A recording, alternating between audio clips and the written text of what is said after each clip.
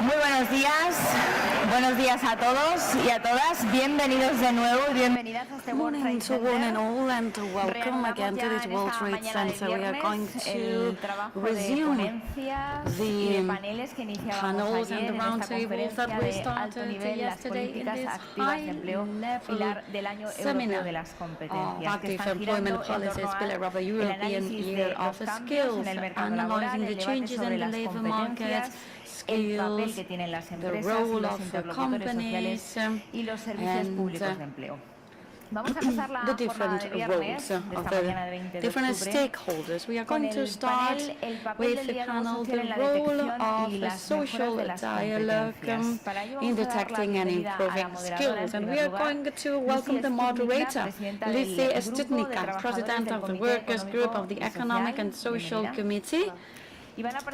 And then we are going to have Maxime Ceruti, Director of Social Affairs, Business Europe, Ludovic Bouet, Confederal Secretary of ITUC, Valeria Ronzetti, Secretary General SGI Europe, Veronique Willems, Secretary General SME United, and Joaquin Perez Rey, Secretary of State for Employment and Social Economy, Ministry of Labour and Social Economy.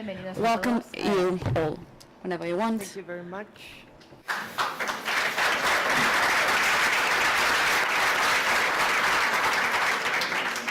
Hola, good morning. Thanks a lot for having the chance to be here as being the first speaker this morning. I would sincerely love to thank the organizers and the Spanish presidency for the wonderful evening last night and brilliant dinner. We really enjoyed a lot the Spanish hospitality and learned a bit about the cuisine and about the culture. So thank you very much.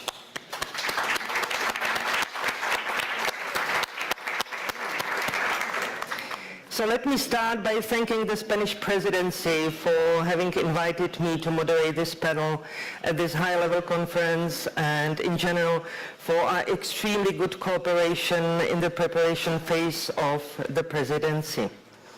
The Spanish EU presidency is taking place at a moment when the future of Europe, and more particularly the role of European Union as a project of peace, shared values and well-being for its citizens is at stake.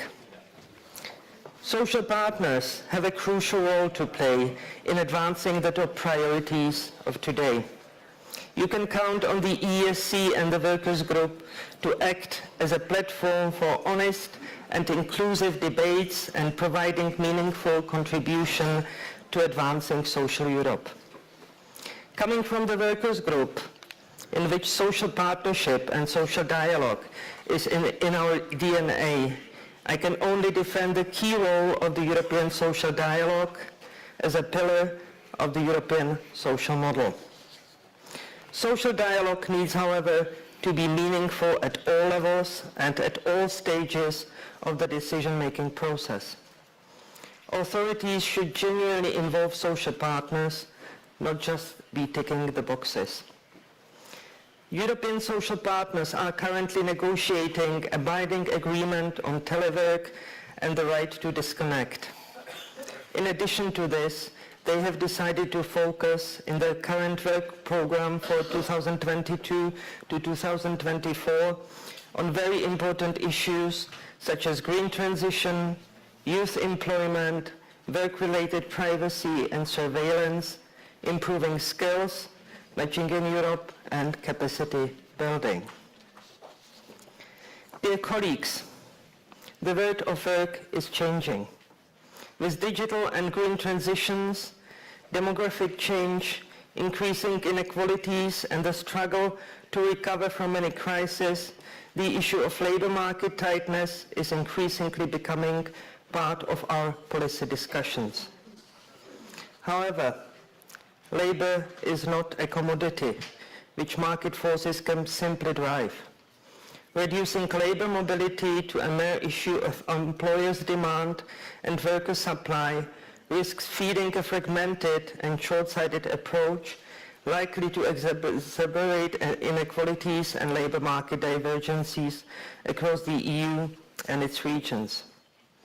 Therefore, a more long-term and holistic approach is needed, placing collective bargaining and investments in quality jobs, improving working conditions, access to training and essential services at the heart of European labour market and cohesion policies to successfully manage transitions and pave the way for a fair and inclusive recovery. Let me come to the questions for our panelists. I would like to remind you all that we are having really time limit. So please try to keep the first question to 4 minutes, and then we continue and proceed. So the first question for every one of you. The year 2023 has been declared the European Year of Skills. How do you consider that your organization can contribute to achieving the objectives of the year? Do you think that social dialogue can help to achieve its objectives, and how? Veronique, could you start, please? Yes, I can. Well, first of all, indeed, also thank you for organizing this conference on a very important topic, the Year of Skills. For SME United, that is really an important signal towards decision makers, education and training institutions, entrepreneurs, workers and citizens alike on the relevance of updating skills and getting the right skills package to develop your future in society. As a social partner, we see that social dialogue is the designated process to accompany the current challenges in our society, including the demographic change and also labor and skill shortages. Social partners are really close to the reality on the ground, to the implementation level. They are aware of the problems and the challenges that workers, companies, and in particular SME employers face every day. So it's a key element for us to find balanced compromises that work for everybody. Also making sure that those challenges are accompanied by the right tools and instruments. As SME United, we already designated 2022 our annual theme linked to the European Year of Youth to Youth and Skills. And in that year, we focused a lot on vocational education and training, apprenticeships and entrepreneurship education as important policies to close the skills and the labor shortage gap. And then when we saw that we had inspired the President of the Commission to nominate 2023 as the Year of Skills for the EU, we decided among our membership to continue. And the team, along with our members, developed 6 priorities to make sure that we connect skills with right policies to reply for the requests in jobs.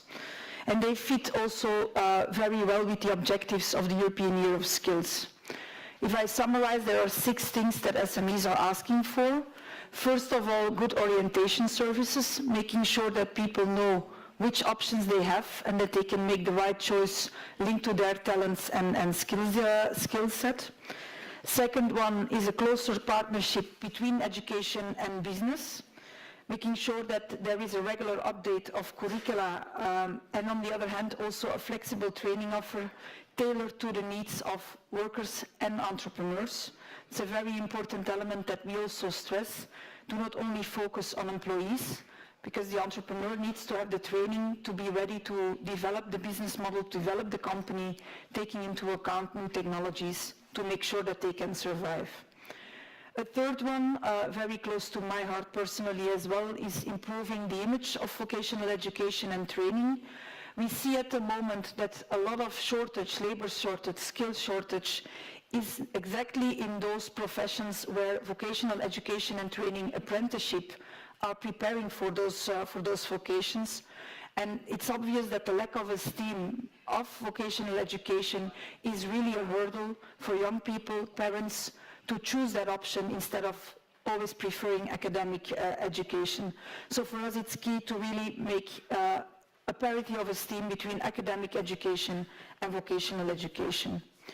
The fourth one is better skills forecasting, because that's also making sure that we prepare for the right skills in the future. The fifth one is investing more in upskilling and reskilling, maintaining employability of workers, as I mentioned, also preparing entrepreneurs for the future. There you also need strong financial support, but also advice on upskilling and reskilling and accompanying SMEs in developing that learning policy in the company. And then the last point is really also recognizing skills and qualifications of third country nationals. Last point, and then I finalize. We will be working on a set of recommendations for how to facilitate up and reskilling in SMEs, and we're also collecting best practices on educating and developing skills of entrepreneurs. Thank you. Thank you very much, Veronique. Maxime Cerote, let me come to you and ask your view as Business Europe Social Affairs Director. Thank you very much, Lucy, and good morning to all of you. It's a pleasure to be here today, and I think this conference with the participants that you are has the advantage of combining people who are working with public employment services. So you are there trying to activate people, identify the people who are available to work, and making them ready for the labor markets. That's a very important part of the work needed. Another very important part is, of course, to have the education and training systems adapted to the needs, and of course working with the social partners to achieve the right approach altogether. And this panel, I think, is very useful to discuss how best to achieve this convergence. And then to start with, I'd like to put a key figure, which is relating to the discussions on labor and skill shortages. We have today, in 2022, a working age population of 265 million people. In 2015, it was indicated in the last Employment and Social Developments in Europe report by the Commission, we expect a reduction of around 30 million people of our working age population, which leads us to 236 million people in the working age population in 2050. This means that we are going to lose 1 million workers potential every year in the years to come. And I think it's very important to understand this demographic driver of our discussions, because it was indicated yesterday, I think, in some of the discussion in the morning, the main challenge is replacement. We have a lot of people who are nearing the retirement age and who are going to leave the labor market in big cohorts.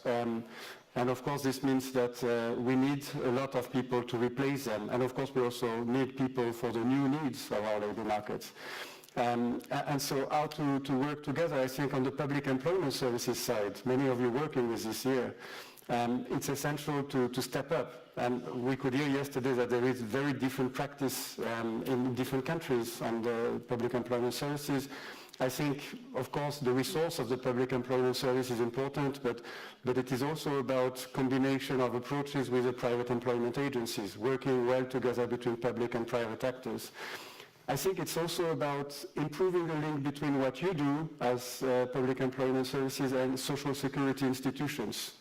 Because the social security institutions, they play a role as well in creating incentives for people who are seeking employment potentially and not yet active on the labor markets to get activated. And so we have proposed the creation of a network of social security institutions modeled on the public employment services network, which we hope is going to see the light in the coming years. And the two networks then would need to work together so that it is employment friendly and that we are going to encourage as many people who are available on the labor markets to work, but also to support them. For example, when we are discussing minimum income discussions, the training component of this is essential. And of course, working with social services to achieve that will be important to reach the people where they are with the difficulties that they encounter and the vulnerabilities they have. But I want to also say a few words relating to our role here as social partners. The social dialogue, of course, is crucial in developing the right skills.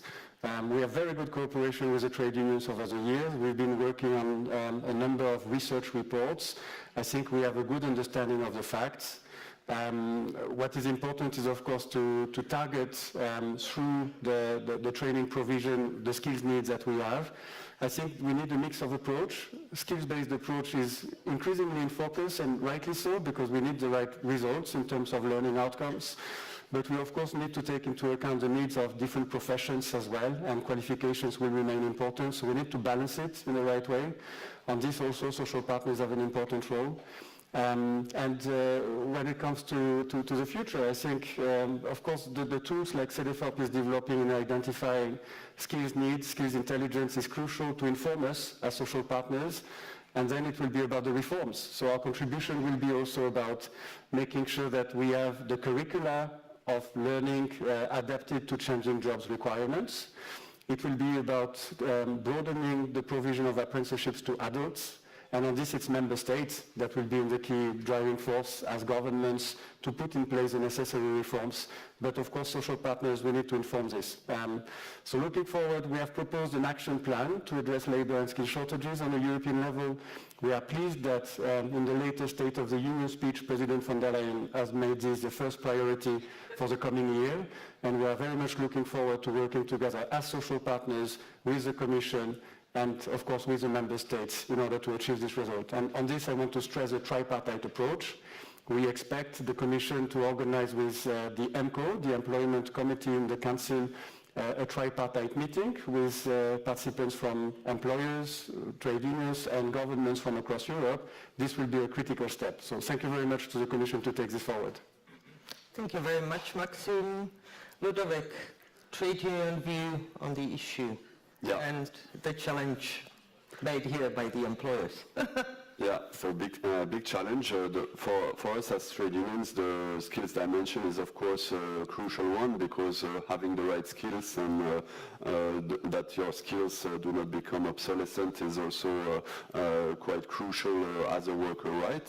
So that's also why we think that the mention of the right to lifelong learning and training in the pillar of social right is so crucial as its first principle, and that's why we also put the focus on what would deliver efficiently to bring these rights up to date, these skills up to date. It's to have a real and effective employee training rights in most countries of Europe. It's not yet the case.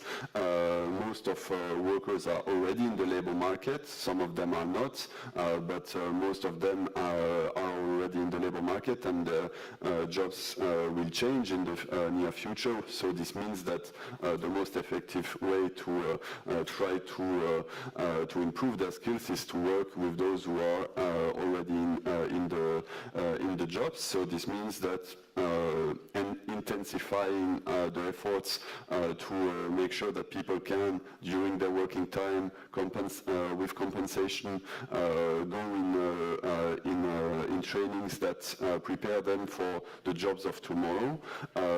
This is the most appropriate. But this brings then the discussion on what are the jobs of tomorrow also, because we cannot ask workers to prepare themselves for jobs that we don't even know what they will be. So that needs then also in social dialogue, in anticipation of change, to identify in the sectors that will be transformed, linked to the decarbonation challenge, for example, or the digitalization of our jobs, to identify what types of professions or the professions will evolve in the near future, and to design then concrete trainings that can help workers to be ready for these jobs. So not leaving workers alone with a list of this is the possible jobs that you will have in 2030 or 2040, but identifying exactly what are the needs also in the different sectors.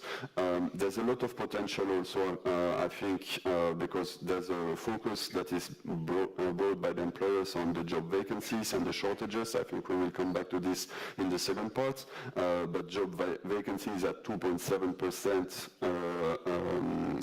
rate in the EU. But we see that at the same time, unemployment, even if it's low, it's at 5.9%. So it means that there are still a lot of people in the EU that we have the potential also to bring in the labor market. I would maybe focus on the challenge for women. It's important also to bring women in the labor market, but this brings also to the what are the policies to allow that. That's where I will speak after about working conditions, but it's important also to look at living conditions near the jobs that people can take. What is the cost of their rent? What is the cost of their house? What is the cost of their childcare access? What is the accessibility of healthcare? These are all dimensions that makes that people might choose not to access a job that because of the cost that are linked in their living conditions, and that would make mobility also difficult if jobs are concentrated in capitals where the cost of living is quite high. This also is an obstacle then to bring people in the labor market, and especially women with the lack of childcare all over the EU, and the potential that we have also to increase the efforts in childcare to also then liberate women so that they can also participate in the labor market. So yeah, maybe another last point from on this first part. This also asks to, I would say, to governments to put in place the right policies. And when we speak about the right policies, it's if you think that there's a need to train workers and adults, then we need also teachers. The problem for teachers is that they are in a situation for the moment of a last decade of cuts in the education systems, a risk of coming back to fiscal consolidation next year with the comeback of the Stability and Growth Pact and possible cuts also of the countries that have excessive deficit or excessive debts. So how is all the challenge we are identifying compatible with fiscal austerity? So that's where trade unions are encouraging to invest in the future, invest in trade unions, invest in public services, invest in quality jobs, so that workers can then also have the quality jobs of tomorrow with the right investments in place. Thank you very much, Ludovic, for bringing the wider perspective of living standards and living conditions and its importance. Valeria, please, SGI view on the issue. Yeah, SGI Europe representing public services and service of general interest employers and providers. I have a double challenge here, not to repeat what was said, because in general skills is a subject where there is quite a consensus compared to other among social partners, and I'm the fourth speaker, so it's a big challenge. I take it up starting to refer to your question as it is, the contribution to the 2023 year of skills. And I think we have heard enough to conclude that for us, the social partners, having declared 2023 the years of skills is just putting the spotlight on a lot of activities that we were already conducting since decades. So for us, it's just an institutional acknowledgement of our long-standing activities. I will try to bring the perspective of my membership while referring to many things that my colleagues said, because we have a lot in common, as I said here. To bring a new element, the competitive advantage, so to say, that SGI Europe has compared to other employers' associations in the room is that we also associate the sectoral federation representing teachers and education in general. Why competitive advantage? Because we are here speaking about the last point, the last step in the chain, But what we have identified, and both Maxime and Ludovic said from different standpoints, but in order to have a proficient vocational education and training and a proficient skill identification, you need first of all to have an efficient education system with curricula that are really up to the task. In order to achieve this, you need to have two elements. One is the reform of the education system, where there is a lot of modernization needed. Modernization doesn't mean simply, and this is a very important point, finding the specific right skill that us employers will need in the future. Modernization it means that you put up an education system that fosters employability, that is enabling the young people to, be able to face the job market in the best ways possible. And this is not done through simple specific skill qualification. Otherwise, you will be done after 10 years. What you prepared is over. And then there is the aspect that Ludovic put forward, where in my side, my employer's membership is very much aligned with the trade union side, is the fact that you can't have this reform without a clear investment plan in education. Despite all the country-specific recommendation, still the majority of countries see education as a cost and not as an investment. So that's the bigger framework in which we act, also to bring a bit of our specificity. And then when it comes to my membership, if I focus on our bipartite role as employers and on the other side the trade union, the two aspects that we face most is not only labor and skills shortages, but even more skill obsolescences. I speak specifically when it comes to the green skills and green jobs. Since we identified this as the biggest challenge in our membership, we conducted a project on green skills in vocational education and training. We did it together with the education employers to make it sure that we were creating models that were enabling reactive vocational training system. So putting together from the start, from the shaping and the concept level, the employers in energy, water and transport sector and the education and training providers enabled us to find recipes that were guaranteeing that we were not facing after this skill mismatch. The main conclusion is that social dialogue is very much, and collective agreements are very much the solution to face many of the challenges we are experiencing. Why? Because collective agreements can guarantee the right level of employees' skills in changing occupation, support company-level transformation, and ensure the long-term employability in the sectors. And here I would also like to bring the sectoral dimension, because it is one of those issues where you really cannot have a one-size-fits-all recipe. You need, the sectoral approach is really important. Since I see Lucy looking at the watch, I will only bring one other element that I will develop more in the last question that is specifically addressed to us as Servicio General Interest employers, but the aspect of the infrastructure around that you need to have, that Ludovic brought up, is something that is crucial not only for workers but for all of us.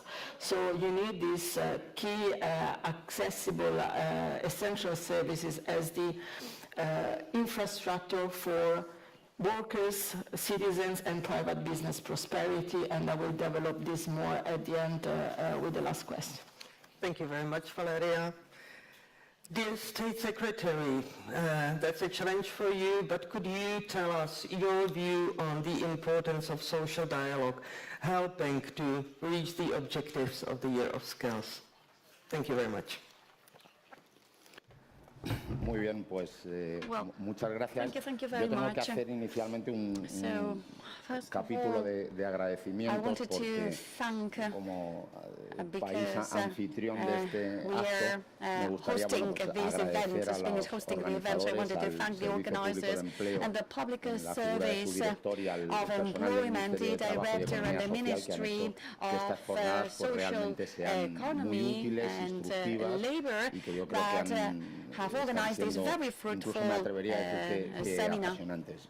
Y un agradecimiento And also I would también like to a los thank interlocutores sociales, españoles que están aquí social presentes y que han contribuido, intermediaries, por cierto, de manera decisiva a buena the parte de los stakeholders that elementos have que contributed estamos in the hablando different en elements estas that we jornadas, pero are también a los mentioning, interlocutores sociales and europeos also que nos the dieron European ayer pues, stakeholders la enorme satisfacción, la enorme yesterday, alegría de suscribir una declaración tripartita signed precisamente this sobre las tripartite competencias que retoma, que vuelve a situar about el diálogo skills, social en el centro the de la toma social de dialogue in decisiones the focus Europa. of the Yo creo decision-making que process in seguramente una de las Europe. And características one of decisivas the de la Unión main Europea characteristics es of the European la Union capacidad de los is interlocutores the sociales capability para of llevar a cabo stakeholders, social proyectos stakeholders para to el conjunto develop de la projects ciudadanía for europea. the European citizens.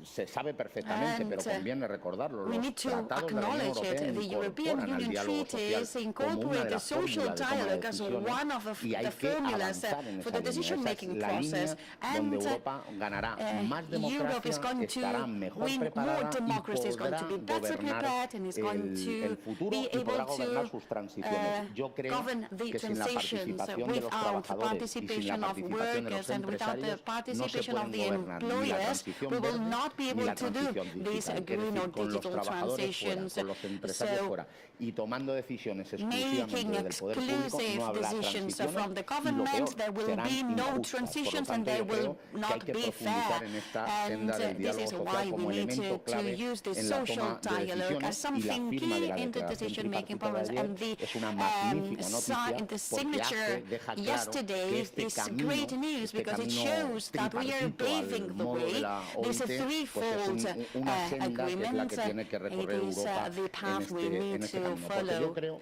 And que a todos nos parece claro y en estas we jornadas ha all quedado agree, especialmente de we've seen it manifiesto yesterday que la and today, detección de las necesidades that formativas viene de la detecting mano del the diálogo needs social. comes Quien from the sabe social qué se dialogue, necesita and en las who empresas knows y what's qué needed necesitan in the los trabajadores companies and what son los workers need interlocutores sociales, is son los the trabajadores y los social empresarios que están en la stakeholders, primera the línea para employers and the detectar workers who todos are in the estos front line elementos to detect necesarios all para these dar un elements that are vuelco, dar necessary to un revulsivo a nuestro make sistema this de revolution and to capacitación. change De our hecho, yo creo que otro elemento, además del diálogo social, es system. la And negociación colectiva. also Lo decía the Valeria. Y la negociación social, colectiva sectorial, negotiation. que tiene que tener un papel claramente de liderazgo en la detección de necesidades formativas. Yo creo que los convenios colectivos constituyen el instrumento más útil de todos para establecer cuáles son los elementos necesarios para garantizar el futuro de los empleos, la competitividad de las empresas y generar toda una fórmula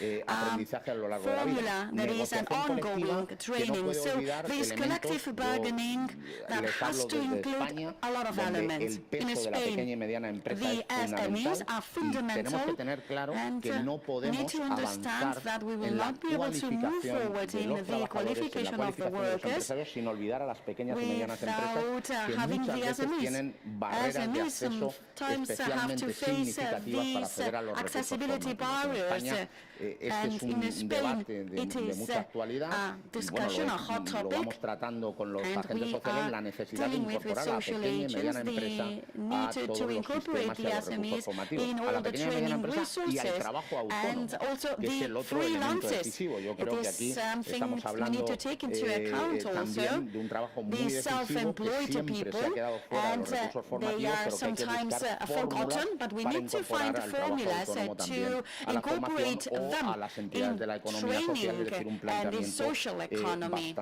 bastante amplio. En definitiva, hay que tender a que tanto el diálogo social como la negociación colectiva sean pilares estructurales de los elementos formativos y de competencia, pero hay que tender también a que la formación se incorpore, lo decía ayer la vicepresidenta del Gobierno español, se incorpore como un elemento estructural del contrato de trabajo. La formación no puede ser más un accidente, la capacitación no puede ser más un elemento adyacente al contrato de trabajo, sino que se tiene que incorporar como algo imprescindible en el desarrollo de la actividad profesional. Como saben, por ejemplo, en España hemos incorporado la formación como uno de los elementos que condiciona el acceso a los mecanismos de retención del empleo, a los ERTE. Este es un sistema que incorporamos de manera clave durante la pandemia y que hemos hecho ya de forma estructural.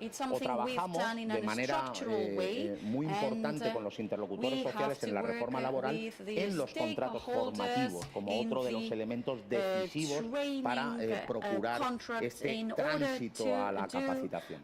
Y aquí me gustaría hacer una reflexión que de alguna manera también comparto con Ludovic, y es que yo creo que incorporar de manera estructural la formación al contrato de trabajo también significa otra cosa. La formación no puede ser una excusa para precarizar las relaciones laborales. Este es el otro elemento. La formación es un elemento de calidad de las relaciones laborales, de avanzar en instrumentos que permitan una mejor posición en los puestos de trabajo, que garanticen la continuidad del empleo, que den alas a la estabilidad, a la contratación con derechos. No podemos usar la formación como tantas veces se ha hecho como un mero mecanismo de inserción en el mercado de trabajo, usando las carencias formativas como un instrumento de degradación de condiciones de trabajo. Yo creo que este seguramente es un camino que se ha recorrido durante mucho tiempo y que ha producido resultados nefastos.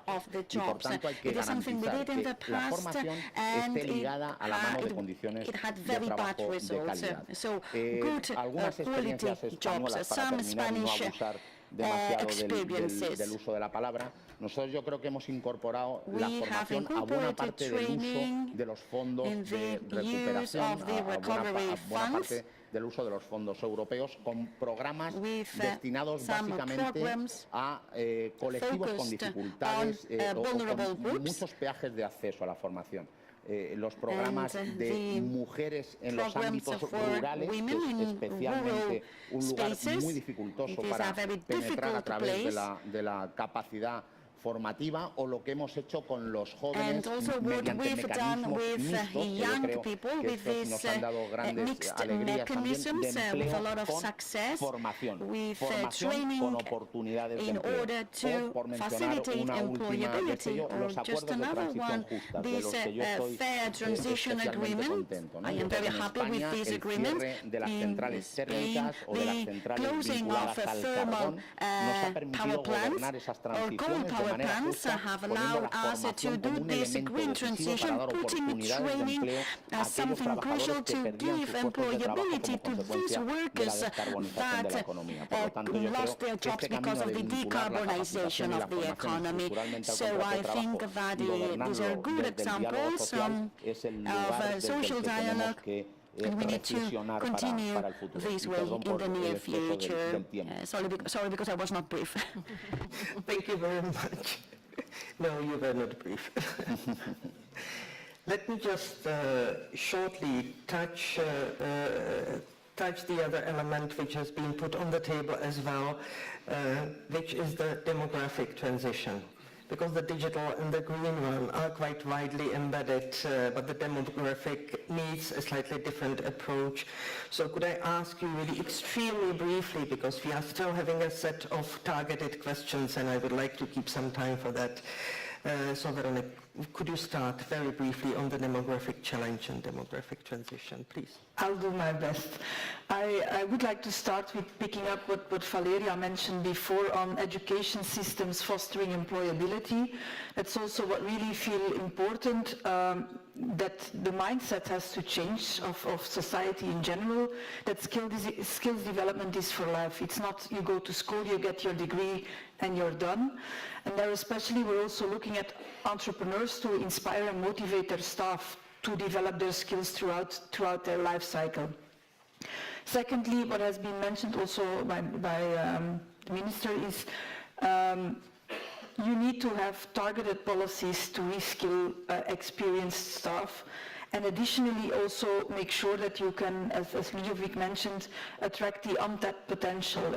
Young people who are neither in education or training, nor in a job, women who are still not always accessing the labor market, elderly people, in between brackets, experienced workers, as I call them, who might be leaving the labor market sooner than what we like to see. And we had a discussion last week at our board where those topics came up. Needs on the one hand, making sure that you can retain your experienced workers long enough in the company, and then make sure that pension systems are also conducive to encourage people to stay in the labor market, and that they don't go out earlier than an entrepreneur would like them to see leaving.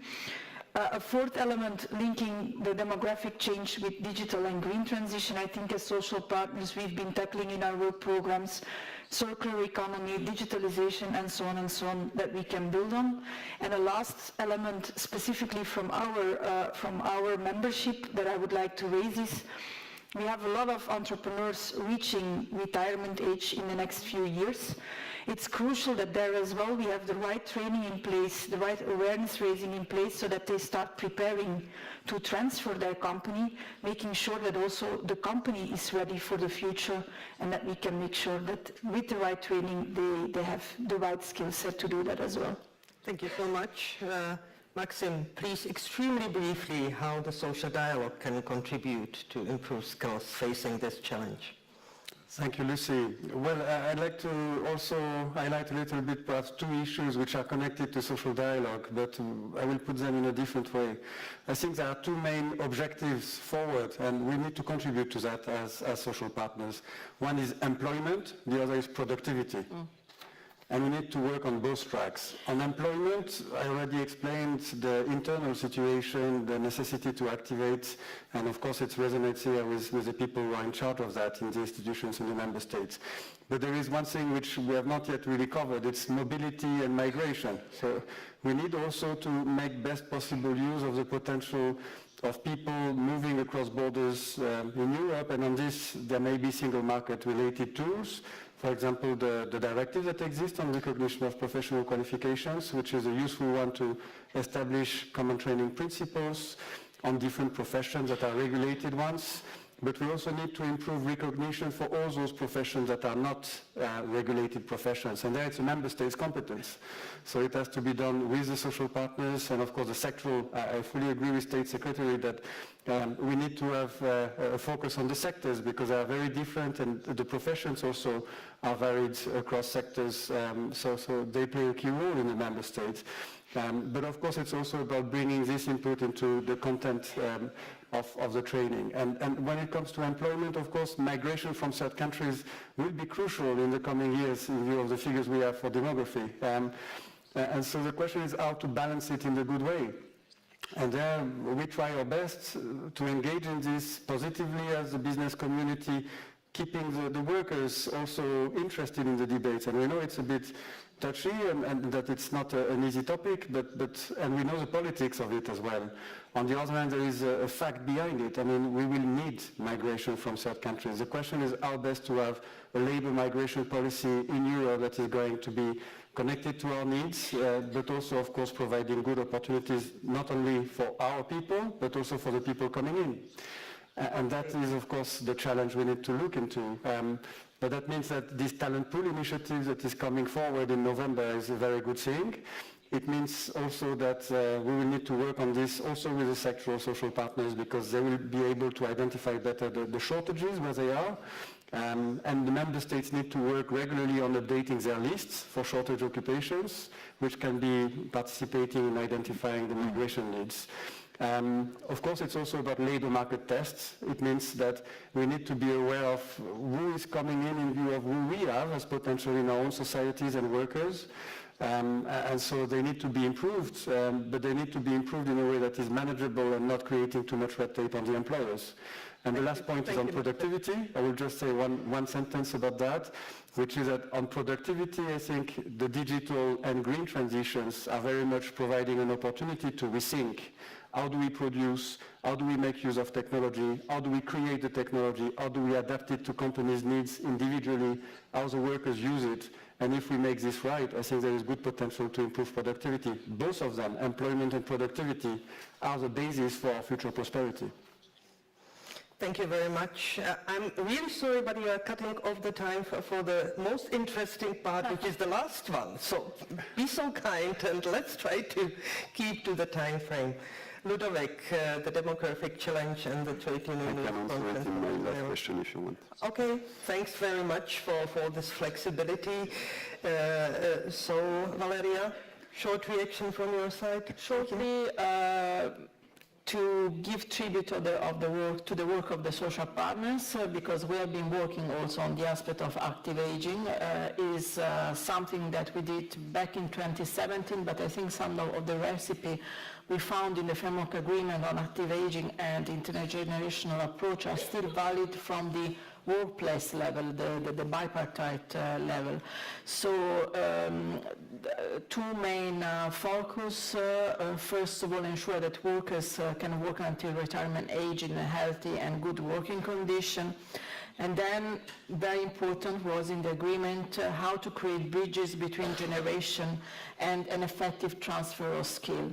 There are many elements in this agreement, but if we want to sum it up in one sentence, the main lesson learned was that we need to include demographic aging needs systematically in any managerial practice, because this demographic trend is something that each sector is facing. One word on a specific sector, though, which relate to my membership, because demographic aging can be seen from the employer's point of view, but also in our case from the service provider's point of view. Demographic aging calls for an increase and expansion of the long-term care sector that, you know, each of us will feel at a certain moment of our life, and here is more a call and appeal to public employment services all over Europe. You can do a lot in raising awareness and attracting young people to these sectors that is very much suffering about the lack of new recruits. So we as employers in these sectors, of course, need to do a lot and can do much more that we are doing. Part of the story is about investment. You need to invest in these sectors in order to create better working conditions, but also there is a lot we can do jointly with public and private employment services to raise awareness about the career in those sectors that are very much understated at the moment. Thank you very much, Valeria. State Secretary, please, short. Please. Please. 2 minutes. Tres ideas muy breves. Three brief ideas. Primero, los mercados de trabajo contemporáneos no pueden seguir convirtiéndose en un éxodo de las poblaciones de lo rural a las ciudades. Tenemos la tecnología suficiente para afrontar el reto demográfico y que la gente pueda trabajar y vivir en sus localidades, en pequeñas localidades sin tener que desplazarse. Segundo elemento, hay que gobernar desde el diálogo social las vacantes. From the social dialogue, all the vacancies, and Europe should not fall into the issue of understanding that a lack of workers is only a demographic issue, but it has to do with poor working conditions. Some vacancies exist because the conditions are bad, and we need to debate this also, and this is all. Wow. Brilliant! Not just the length, but the content. Fully subscribing to it. Okay, let's go to the last part of our session with very concrete targeted questions to each of the panelists. So Maxime, starting with you and developing for 2.5 minutes on strategies which you think are needed in order to address skills shortages being faced by employers. And in special, do you think that it is important increasing opportunities for third country nationals in the EU? Thank you very much. I mean, I think what is very important here is access to training. So how do we organize it? And this is a long-standing discussion with the trade unions, so I just want to draw a bit the picture of where things are. We have a target of 60% of adults participating in training. This is connected to Pillar of Social Rights. I think we all agree it's a good thing and direction to make progress to have higher participation. The question is how to get there. And on how to get there, of course, we are aware of very different practice in the member states. Some member states choose to go for a right to training approach. Other member states leave it more to the companies. The social partners play a key role in a good number of countries where training funds are a big part of the solution to provide for the skills. It has to do with the financing of the training provision. 90% of the cost of training are paid for by employers across Europe. So of course we're a key player because we pay most of it. And so, yeah, for the future, I think when we grow this, there is the need for investments, and it's recognized by all of us. The question is, how do we mobilize investment in a good way? The companies, of course, are committed to do so, but I think there is an element of public-private cooperation. So it has to be through incentives from the public side to encourage employers to invest in their workforce training.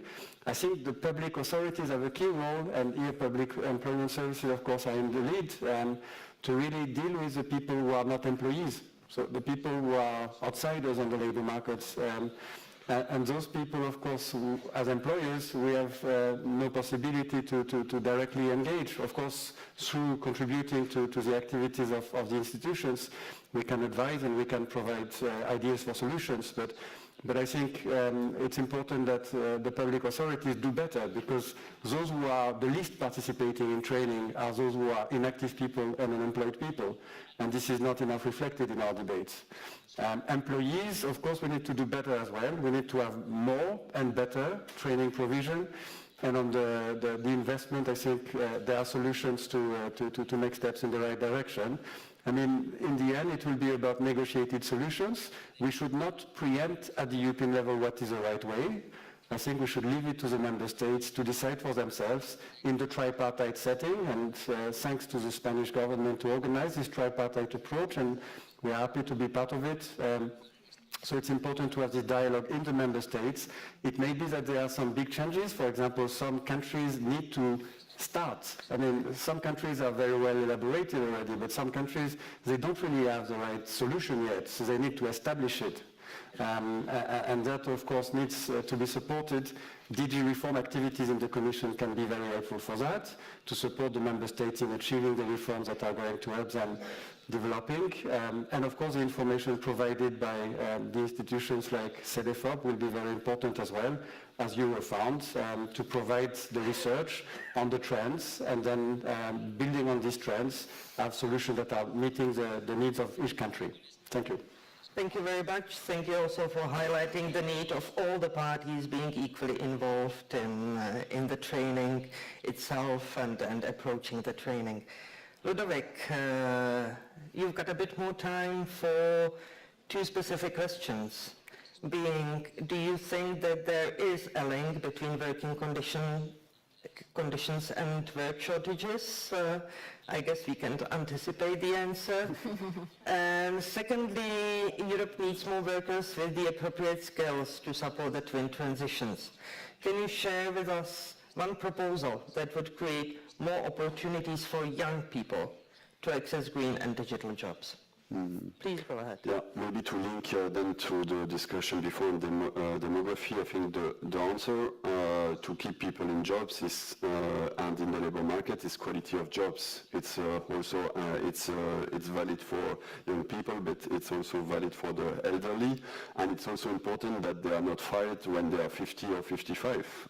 So this is a reality in the labor market where elderly people have difficulty to stay in companies and they are among those that might be the first to be fired when there's difficulties. Well, the youngest because they are precarious, and the oldest because they are less productive than before.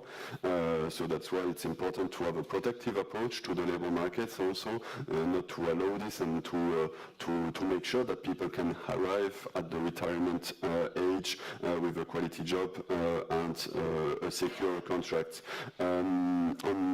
this brings me to the discussion on do we think that there are skill shortages? For sure. The question is, do these skill shortages lack people with the right skills or lack jobs with the right working conditions? And of course, it's for each profession that is in a skills shortage, the assessment has to be done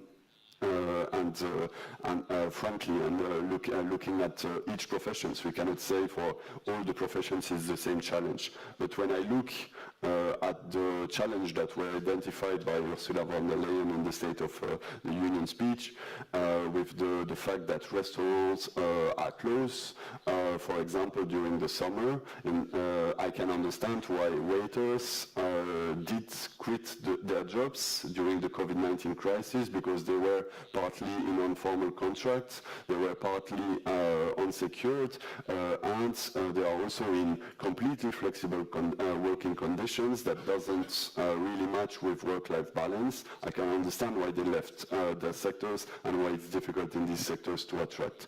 I can understand also why nurses left after the COVID-19 crisis, a sector that was underinvested before, where they are under extreme pressure, and where the recognition by uploading did not lead to increase of wages. So if we want to speak about skill shortages, we have to speak about attractiveness of these jobs, about job quality, about working conditions, about wages, about respect at work, about discrimination at work, because a lot of jobs are also highly discriminated. In the skill shortages, there's 86% of the professions where there's a skill shortage that is either dominated by men, either dominated by women, which means that it's not a focus on skills that would resolve everything. It's a focus on gender discrimination in the access to professions. That is a crucial issue. And then there's also all the elements that we can discuss also on what are the career prospects in these professions, what is the investment in training in these professions. So that's where we can have a frank discussion then in social dialogue in how do we identify the problem in each profession. Maybe an idea that could help also for the twin transition. We think with the trade unions it's important to secure jobs, and it's important to prepare the future. And to do that, training during working time is important. But as companies may not find workers easily, it's maybe important to try to keep those they already have and then attract also others. And why not also thinking about reduction of working time, and during this reduction of working time providing training, retraining people during a reduction of working time. So I know this cannot be done at European level. This is not the intention of bringing this idea to say that we need a directive on this at European level. This is a discussion that needs sectoral dimension, that needs national dimension, etc. But okay, there's an increase of productivity. Let's liberate hours to train people. This could be an idea. And let's not over-focus on migration.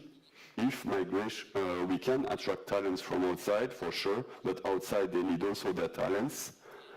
And migration, if it's to attract migration to make migrants accept jobs that locals would not accept because of working conditions, then we are not answering to the problem with the right solutions. Thank you very much. Thanks for this very complex response. Valeria, very concretely, how can skills improvement support territorial and economic cohesion and social solidarity? I like very much this question because it really captures our mission as employers and providers of services of general interest. When it comes to social solidarity, I think that everybody can see that by extending equal access to skills development and opportunities, reduce social inequalities, and this is a key element of social solidarities. This goes for every group of workers, but especially for the underrepresented groups. There is another very important element of this social solidarity aspect that is the social mobility. So skills empowerment favor climbing the social and economic ladder. And this concept of social economic ladder is something that we are losing a bit. So I think it's important to bring it back into the discussion. Then, of course, skills development and access to skills development is an essential element for the economic side of cohesion, because, of course, by investing in skill, you contribute to developing the competitiveness of a country, of Europe as a continent, but also especially as regions. And the territorial element is something so important when we speak about skills. Skill development as a fundamental aspect to develop territorial cohesion. I think that the regional side, the regional element of public employment services that in many countries exist here, very prosperous in Spain, but also in my country of origin, Italy, is really important, because you have really different, you can have different situations across regions in the same country, and the regional approach is absolutely important. I'm sure that in this fair transition agreement that Joachim mentioned, the regional approach is important, because not all regions face the same challenges when it comes to green transition. And finally, a key element of this territorial aspect is what Ludovic mentioned at the start, which is the infrastructure around. So you can't have prosperity of workers, business and citizens without fair, equal and accessible access to kindergarten, social housing, healthcare, public transport. So this is an example, I think, through this question on how the issue of skill is really broad. You can't only tackle it at the company, employers, trade union level. Is something that requires really a holistic approach, as we like to say in Brussels. Thank you very much, Veronique. Thank you. SMEs. So what support they need most to assist them in up and reskilling of the employees during the period of the transition we have been talking here for 2 days about? I'm going to try not to repeat, but nevertheless I'm going to repeat especially the things that I think are important. Maybe first starting with a personal view that I've always had, that education is the foundation of our society. And in that perspective, I think I'm supporting previous speakers. And then adding that SMEs take an important role in that system, because many of our entrepreneurs provide apprenticeships. In that way are giving young people the chance to develop their skills. And then linking to the training during working time, what is the most appropriate manner for skills development in small companies is on-the-job training. And I think towards the future, especially with people who are in a job, developing their skills on the job, and on the other hand, also people who are not in the labor market at the moment, making sure that they make the transition. I believe that apprenticeships for adults will be a key element also there to get people outside of the labor market entering and developing their skills by working and at the same time developing their skills. So I think that's a very important thing. Looking then at what SMEs need, I want to link to the rural development and the rural areas. Of course, a small company can provide on-the-job training. On the other hand, you also need a training offer. As I mentioned, education, foundation of the society. So having also training infrastructure in rural areas is key to avoid that indeed people leave for the cities and then do not come back to the rural area. So that's for us, especially with a lot of small companies active in rural and meanwhile also becoming deserted areas, an important element to provide really skills infrastructure at a local level, linked with also digital infrastructure, because if you don't have the digital infrastructure, it's also very difficult. Another element that is very important for small companies is support in, as I mentioned before, developing that learning and development policy. And there I think that public employment services have a key role to play. Identifying skills needs, providing tailored training, developing that training also apt for a small company. Maxime already referred to the training funds, financial incentives, because small companies cannot take that load by themselves. And on top of that, I'm convinced that we have to invest as a society, and I'm also convinced that employees need to invest themselves, because it's their employability towards the future. And what we often see, especially in small companies, is they receive training and a few months later companies lose them to other employers. A final element for small companies, it's really important to have that cooperation. SME organization, training centers, and the support of the whole ecosystem. And if I may, a final conclusion on the working conditions, I would also like to call on us as consumers to think what we want and what we're willing to pay for that. I've once had a discussion on bakers' working conditions, because those poor guys have to work during the night, but we're all queuing on Sunday morning to have freshly baked rolls. So that's also something to take into account. What are we willing to pay for that? Thanks for your contribution, and also for this last remark, actually how much and what we are wishing to pay and to support the community. Joachim, European Union has an important acquis on skills acquisition. Do you think that new initiatives at EU level would be possible? And if so, what could be their objectives?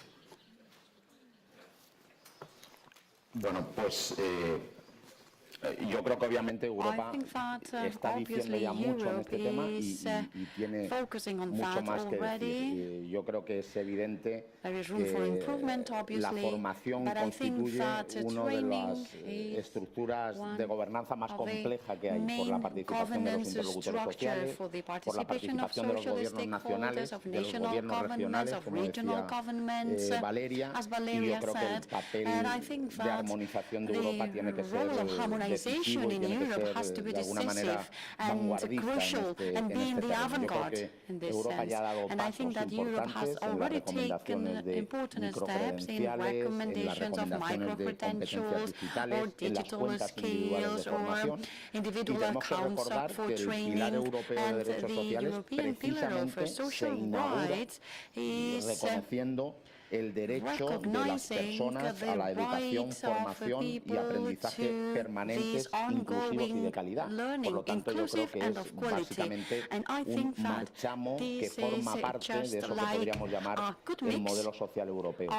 Si esto es así, ¿por qué no avanzar en un marco común para la formación en Europa, para la formación en el trabajo en Europa, ¿no? En una estructura que armonice los contenidos de la formación en el conjunto de la Unión Europea. Y hay cuestiones decisivas en las que decidir cuánto dura la formación,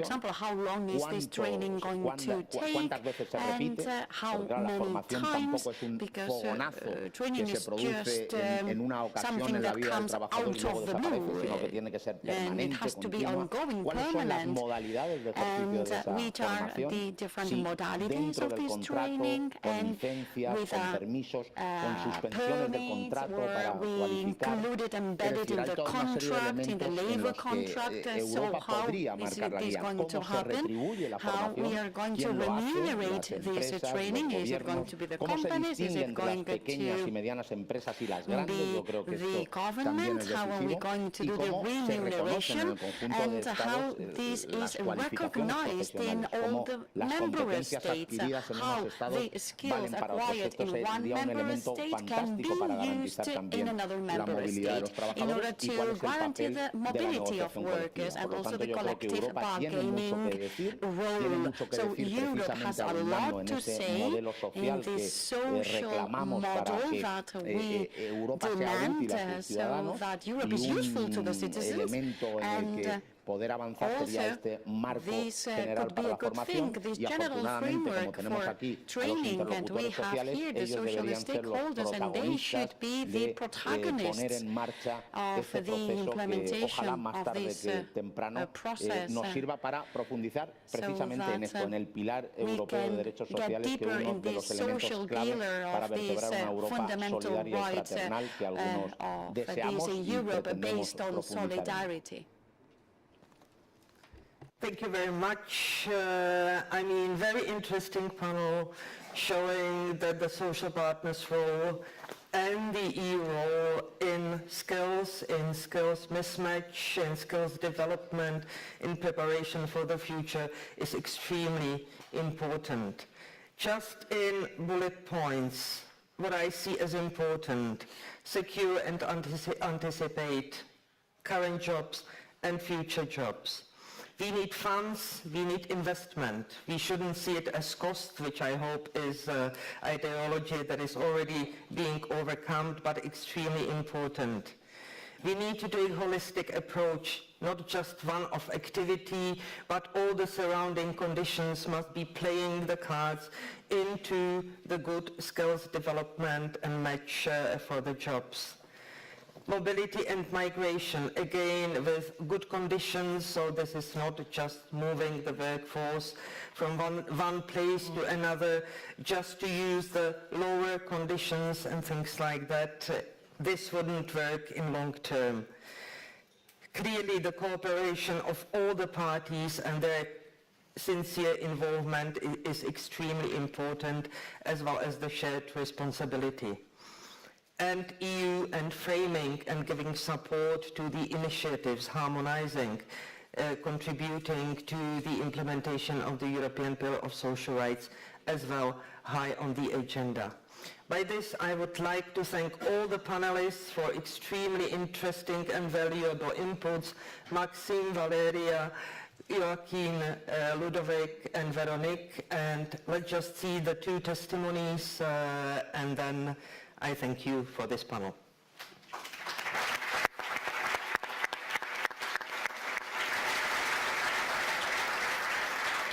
El proyecto Tándem de formación en alternancia con el empleo está desarrollado por la Fundación A la Par, en colaboración con Fundación Fuente Agria y la Asociación Laborvalía, y está gestionado directamente por el Servicio Público de Empleo Estatal, bajo el marco del Plan de Recuperación, Transformación y Resiliencia, y como resultado de la respuesta coordinada con los Estados miembros de la Unión Europea para hacer frente a las consecuencias económicas y sociales de la pandemia. 32 jóvenes con discapacidad intelectual se preparan para el empleo en trabajos de digitalización, un sector en auge en el que las probabilidades de contratación son numerosas. Las funciones que estoy realizando son de digitalización de archivos, escanear una serie de documentos, concretamente de aquí del Ayuntamiento de Ciudad Real.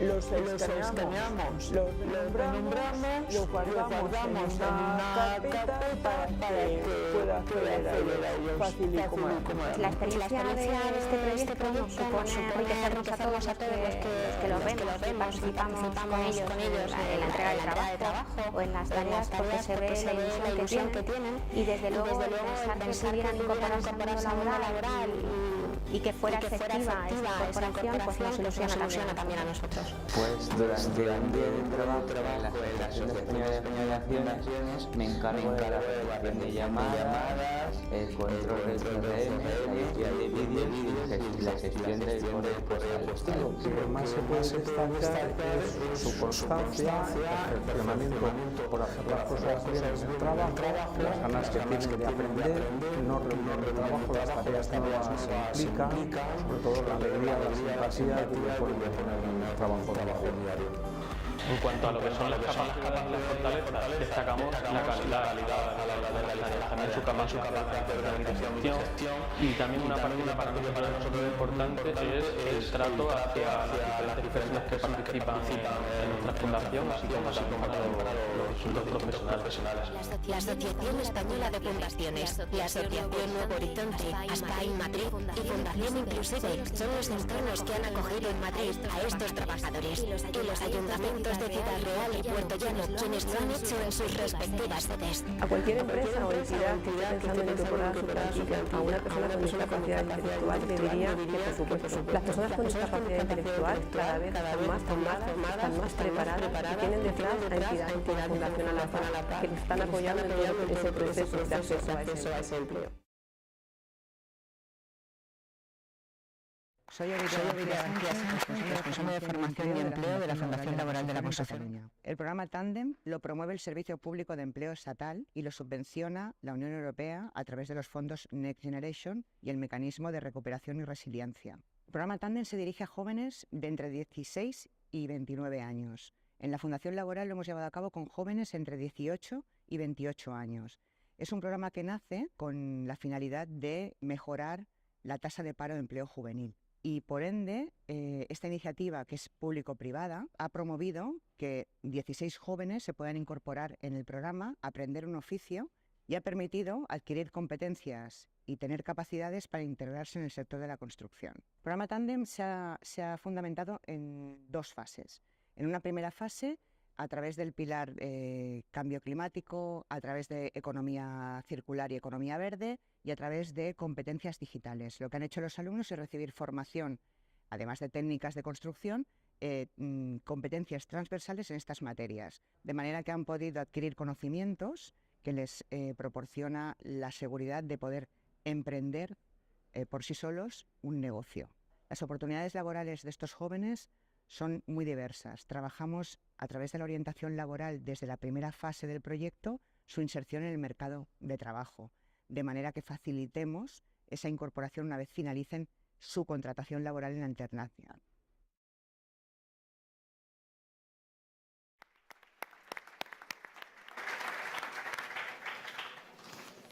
Thank you. Thank you so much.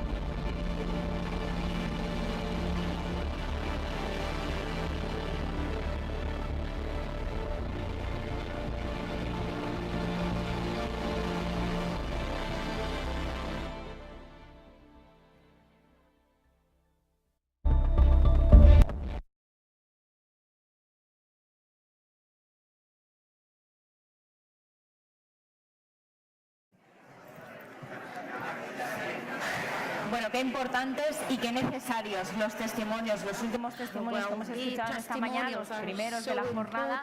A lo largo de esta mañana de trabajo vamos a escuchar más testimonios, sobre todo de los que estamos los que se están colando en esta sala durante estas dos jornadas, testimonios importantes y necesarios, decía yo, sobre todo los de esta mañana. Gracias a la moderadora y gracias a los ponentes por su primera intervención en esta mañana, gracias por sus intervenciones.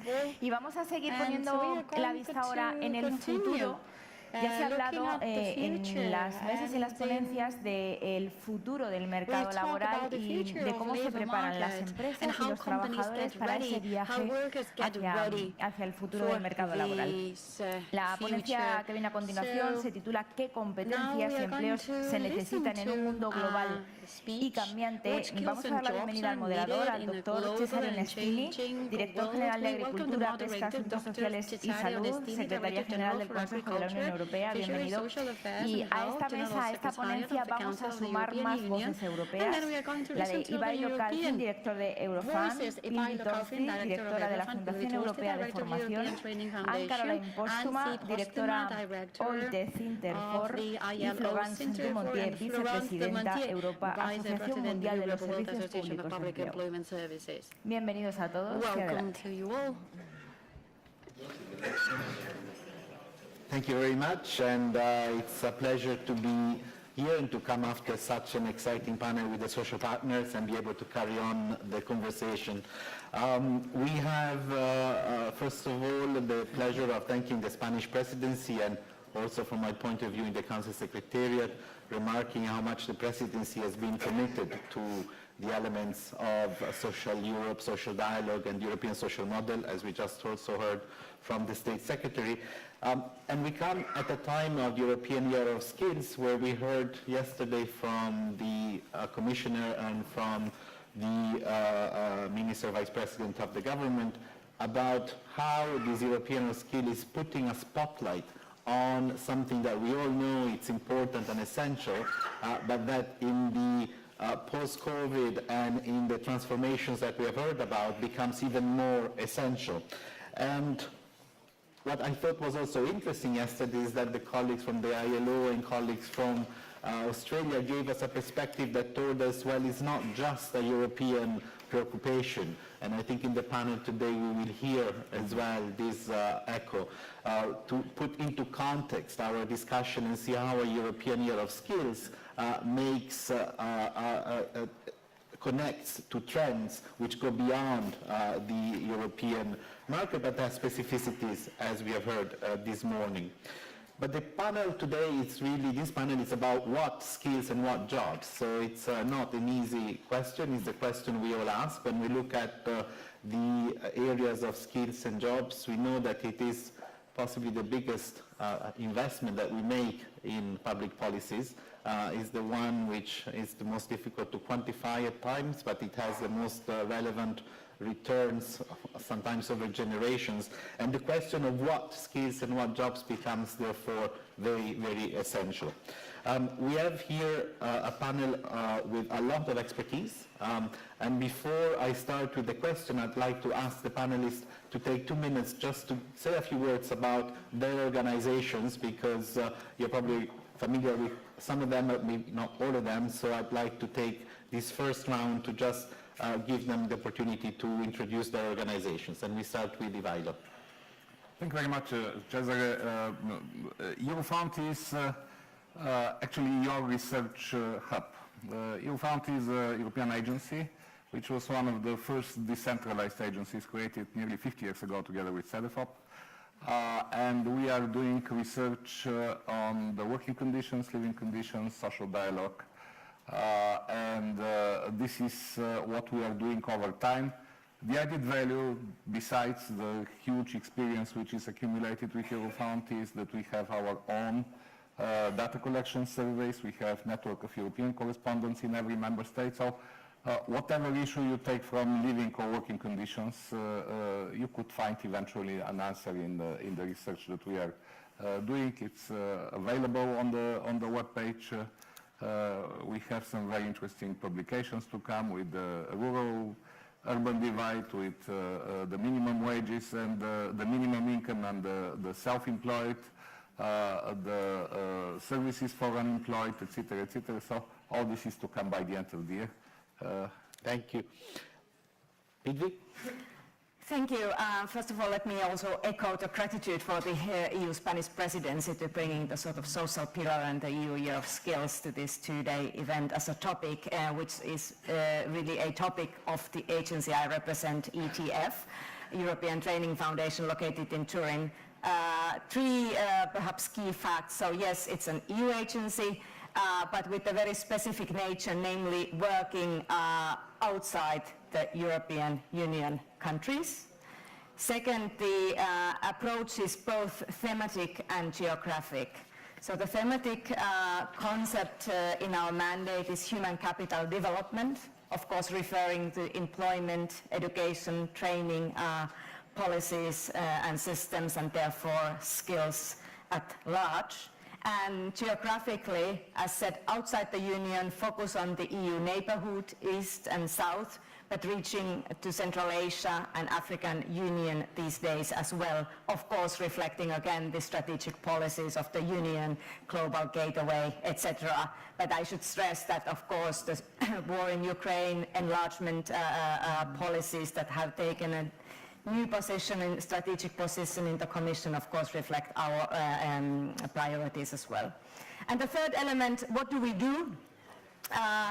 There is the element of being a knowledge hub in terms of both monitoring the systems, but also doing a lot of foresight nowadays on skills, cooperation, those agencies that work inside the Union, like Eurofound or SEPE, and then using this intelligence that is created through monitoring and foresight work in policy advice. Policy advice, again, being on one hand with the countries we work with their development, with their transition policies, and then with the Commission services, when, for instance, programming different services and funds for our partner countries.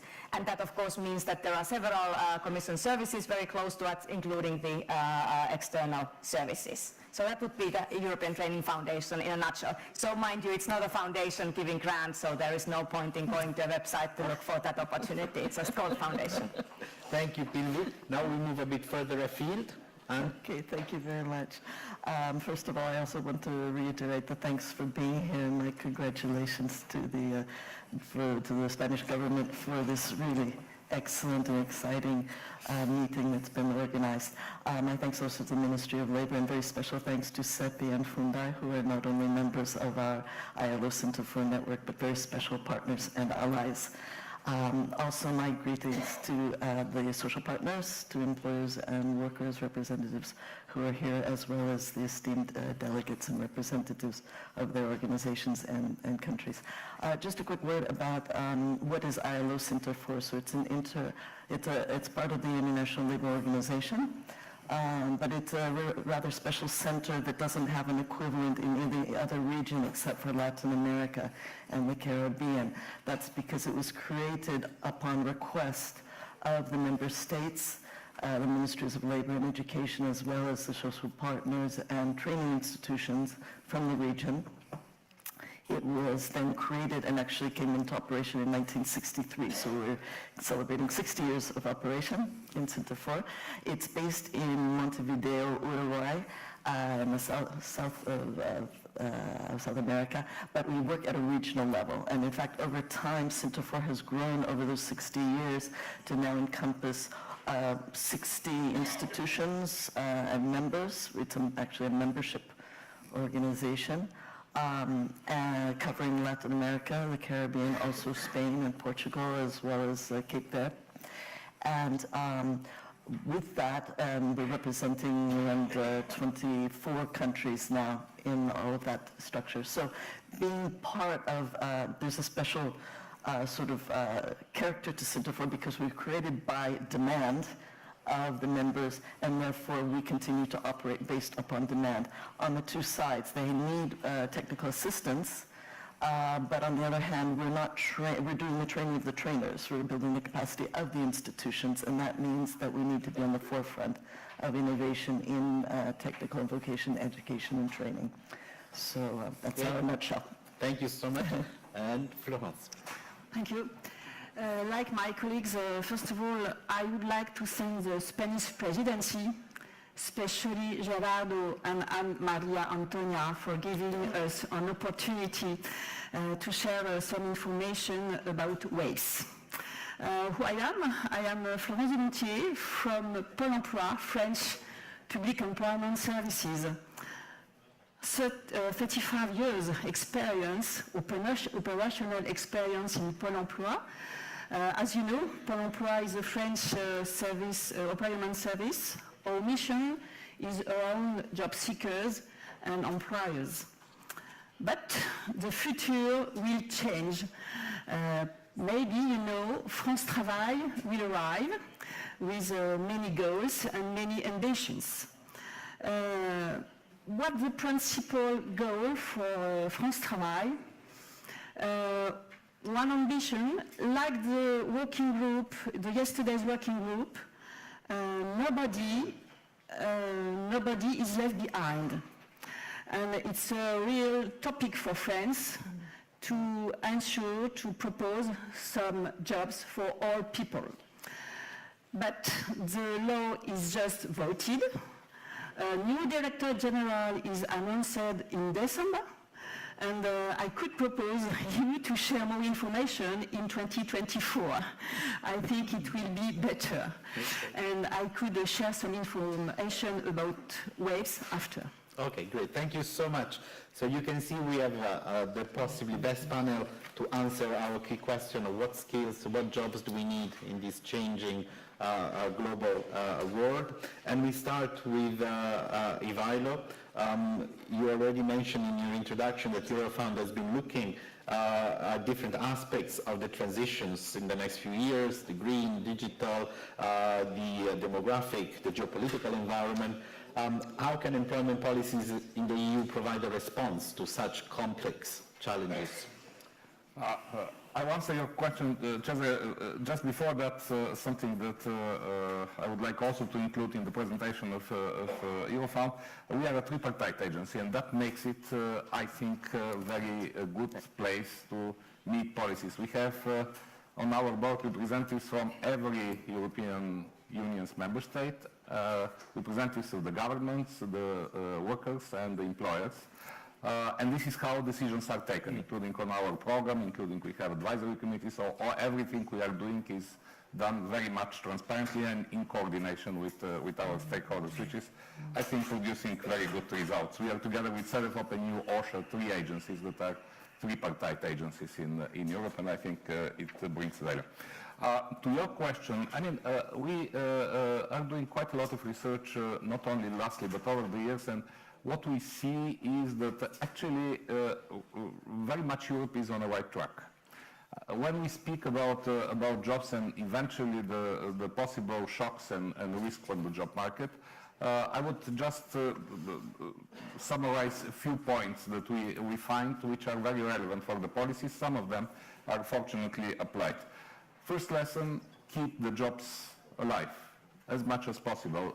This was yesterday, Commissioner Schmidt mentioned the SURE instrument. This is not just another instrument of the European Union.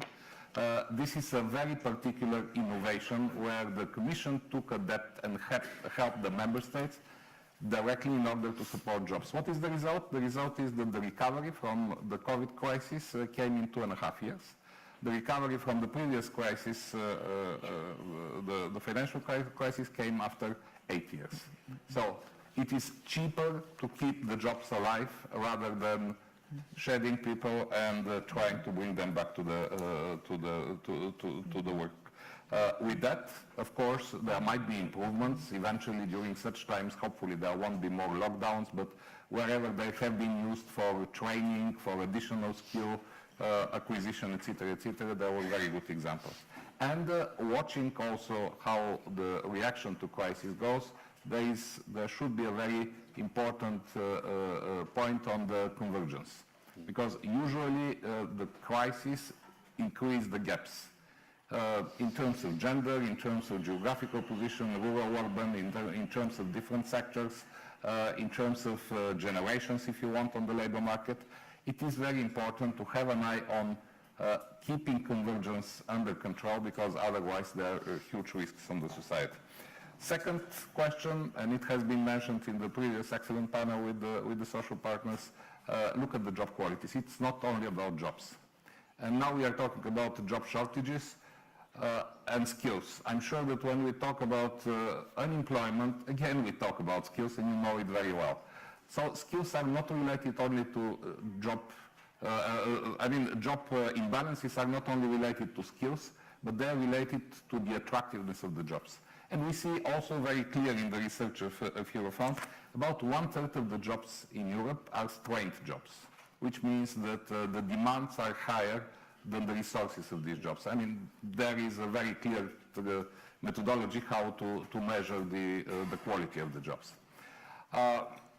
Beyond this average 1/3%, we see that in 11 member states you have much less strained jobs or non-attractive jobs, but in 7 member states you have nearly more than 1/3 of the jobs that are strained. I mean, in some countries they go to over 40%. So this is a problem. This is a problem because there is a very clear link between the job quality and the attractiveness of these places. If we see more strain, no surprise for you, this is on health sector, transport sector, construction sector, care sector. These are the sectors that need people, need workers. Very often they cannot be changed with artificial intelligence. You need a personal involvement there. And we clearly see that in these sectors there are most of the problems. Also, very schematically, it is very important also when looking at the policy is to watch the new forms of jobs. And here Spain is, I think, one of the leaders with the Riders Law in 2021. We see that part of the labor force goes to some new forms of jobs. Of course, they're there, they're used, they have to be used, they're going to be used and preferred. What is very important is that they don't create loopholes in legislation, in terms of job standards, in terms of labor legislation, in terms of social security, etc., including, I would say, in terms of representation, in order not to leave it in the shadow area. And finally, what is also a lesson which is taken, it is very good to anticipate what is coming. I mean, there has been always changes on the labor market. Now they are very fast. This is making it different. So the time to react is very short. That means we need some more foresight. We need to look into the future. Eurofound is looking at professions like care services, long-term care, etc., that are going to be very important. Education is very important. Servicio has an excellent skills intelligence tools that are giving some ideas what skills are going to be needed in the very near future. So we have to look a few steps ahead if we want to be good when taking policy measures. Thank you. Great, thanks. This is a great start to look at the complexity. And Pilvi, looking at this complexity and taking into account what you told us, ETF working outside of the EU, we see that this must create higher level of fragility or vulnerability in the labor and skills market. What do you think can be done about that? Yeah, thank you. I think from the ETF point of view, it's important in a way to tackle the second part of the title, the changing global world, because what does it actually really mean when we look at the neighborhood currently? And I thought to sort of mention perhaps 4 dimensions to discuss. And first one, we really now see disruptions that are on a level of violence. At ETF, as our partner countries with whom we have worked extensively over years and decades, we have countries, Ukraine, Israel, Palestine, Armenia, Azerbaijan. We all know that only in the past few months, or past 1.5 years, if you like, all these places are in the middle of different kinds of more or less human catastrophes that are also shaking the peace not only in those countries, but actually in those regions more widely. So I think the first point to be said about our work and what we see is that the continuity among those people working in the sector of employment, active labor market policies and training is quite remarkable. And it's very important that we continue that work when we see that these people actually are willing and able to in a way, almost continue uninterrupted. And so we've really tried to find mechanisms also to support the European Union and the Commission to sort of be able to recognize skills, validate skills of refugee groups, but also there is work, for instance, on the micro-credentials that was mentioned, I think, in the several panels yesterday and today, for instance, in Ukraine, that has proven very important. Second, if we look at a little bit more broadly, not only the fragility from this violent conflict point of view, of course, we've seen both as a result of the pandemic, but also these developments have been there for other reasons, various uneven economic developments in many of the countries with whom we work with. We checked the recent figures of the needs. I think the Swedish minister mentioned yesterday some of the figures in Europe, and then he said that when you have young people not in employment nor in education, they are nowhere. Well, in the partner countries of ETF, this percentage is from 20 to 40%, 20 to 40. So we understand it's a very serious social risk, but also a major question for any policies in both job creation, skilling, and education. What are the answers there? We've tried to do more and more also sort of ways to monitor also, for instance, the success of employment services, not only measuring the immediate employability, but also having a bit the other dimensions with the countries that we work with, some I think also quite significant successes, so that you have a broader lens, human-centered approach, looking really what is the intelligence we have of these young people, for instance, in the various countries. The other perhaps figure to take to describe the social inequalities is the participation in lifelong learning programs. There, when we look at our partner countries, which are about, as said, in the east and south of the Union, reaching to Central Asia, so it's from 1 to 8%, 1 to 8. And when we take again the whole discussion we've had about wind transition in these 2 days, we can see where we really need much more to be done, and of course also encouragement. The third one, so from the immediate violence coming to sort of social inequalities, then of course there is this digitalization and twin transition, also the green transition, that is very relevant in all these countries, happening in different speeds. To give a trend for you here, we had yesterday the trends of, from SEPE on inside the European Union, but when we look at outside, we see the same trends but much slower speed. And intensity in most cases. Of course, again, differences between the countries. And here I think it's important perhaps to echo several panels which have discussed once you don't really know what are exactly the jobs of the future, but you definitely know a lot of change will take place, that what are then the core elements to focus the policies. So I think I could echo the two things mentioned already. One is, of course, the sort of better perhaps targeted employment policies using the foresight understanding we have and so on. But then the other thing is really the basic skills, core competencies. I think there is no magic formula for any country, and that's true for our countries too.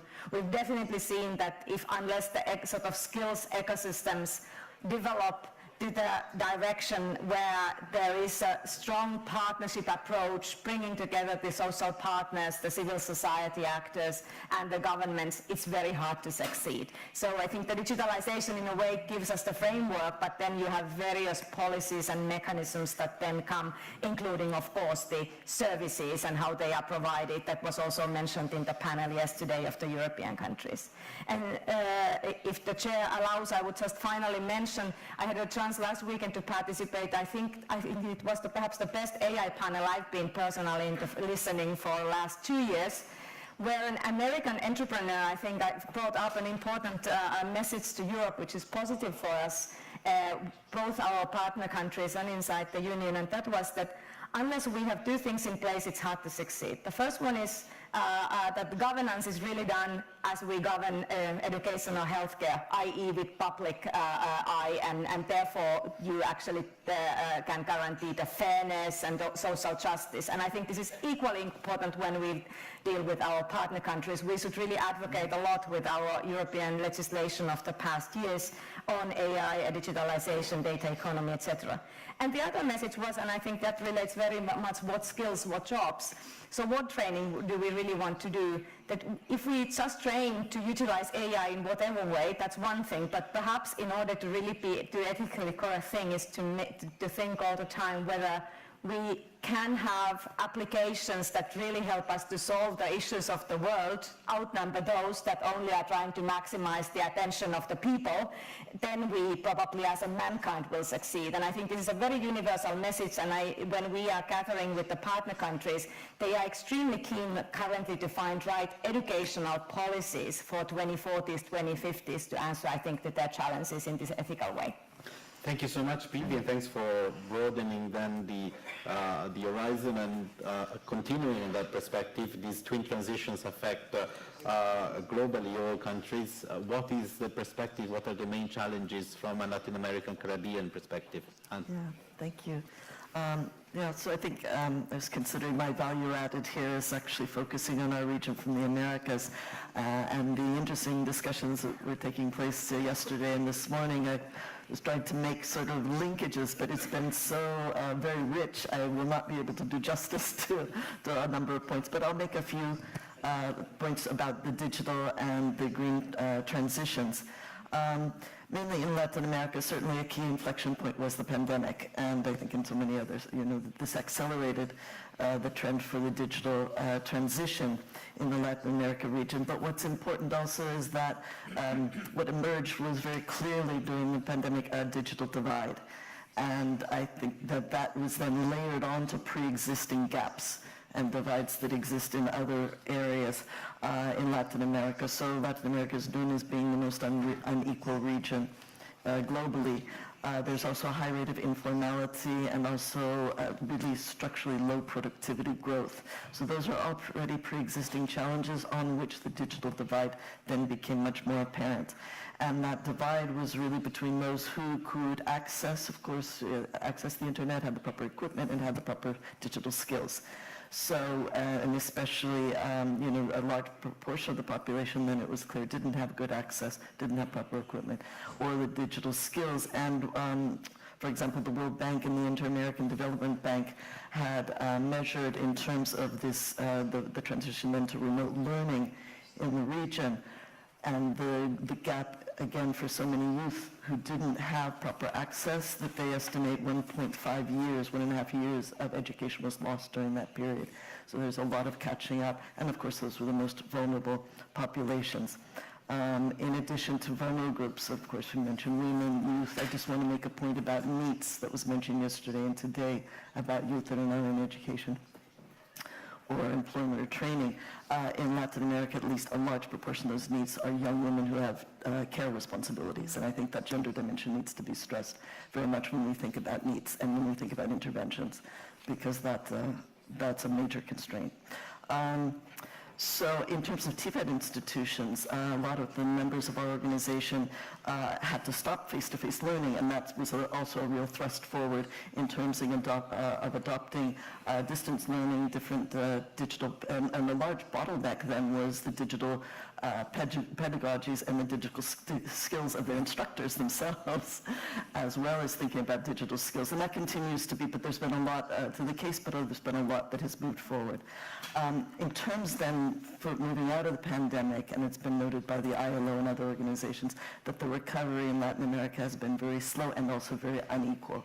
So these inequalities continue to persist and perhaps have been deepened, and that remains a large challenge in terms of skilling, reskilling and upskilling requirements that we have. Digital skills have really also become just a transversal skill in general in the region.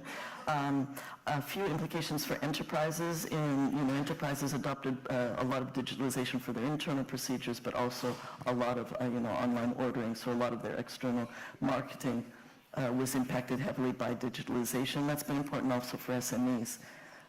For medium and large enterprises, it's just a no-brainer. It's a condition for survival, but a lot of small enterprises have as well. One other observation that I think is interesting to raise is that productivity, there's also been a productivity gap that's been increased between large and small firms, and firms that already had grasped digitalization prior to the pandemic, and those who hadn't yet been on board as a result of the impact. So there's also been a productivity gap widened between those who had digital expertise amongst companies prior to the pandemic and then now. And digital expertise in that light is seen as cumulative or building blocks, so that it takes its time, and knowing that digital expertise is cumulative, I think, is another important point. I'll just finish with a few quick points about the green transition, or the sustainable transition, because a lot in the Latin American region, it is a great opportunity there. There are clearly employment opportunities. It's moving in sort of more pockets or certain sectors. Renewable energies is a very strong area that's emerging strongly, but it's moving at a rising rate, and it brings a lot of challenges. And so just to conclude, there was a study produced last year by the Economic Commission on Latin America and the Caribbean, ECLAC, together with the OECD Development Center, the European Commission, and CAF, the donor agency in Latin America.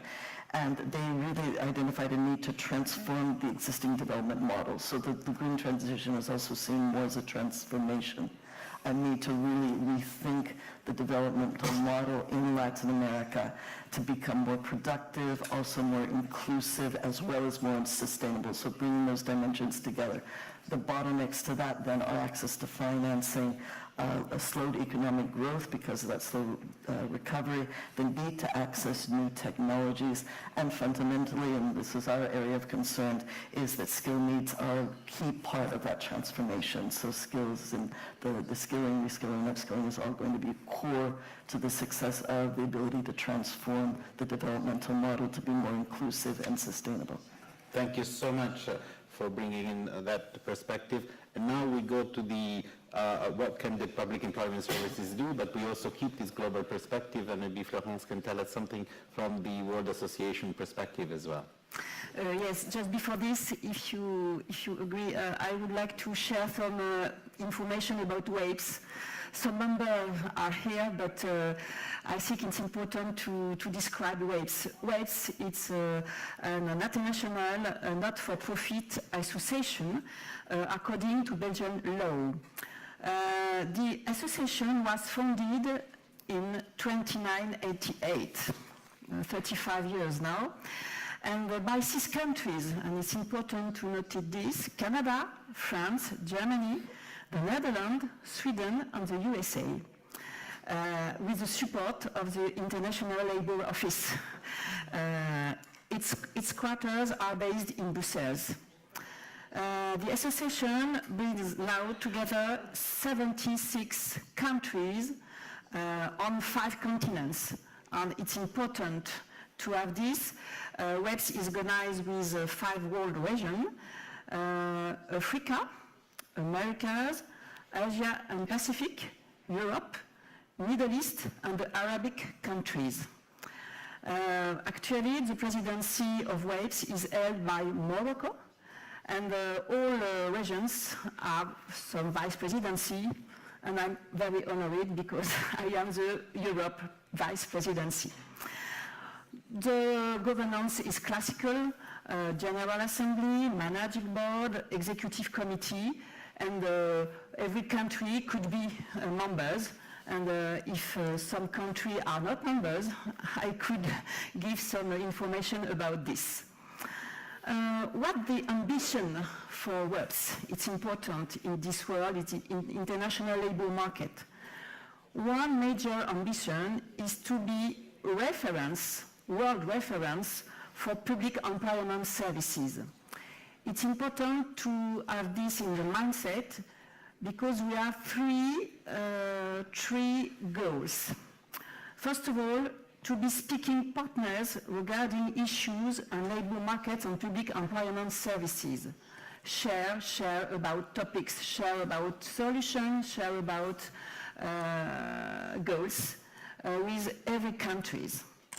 Secondly, we want to be knowledge hub for employment services information. And it's important to precise that we have now a platform, a very dynamic platform, which is now accessible for every country.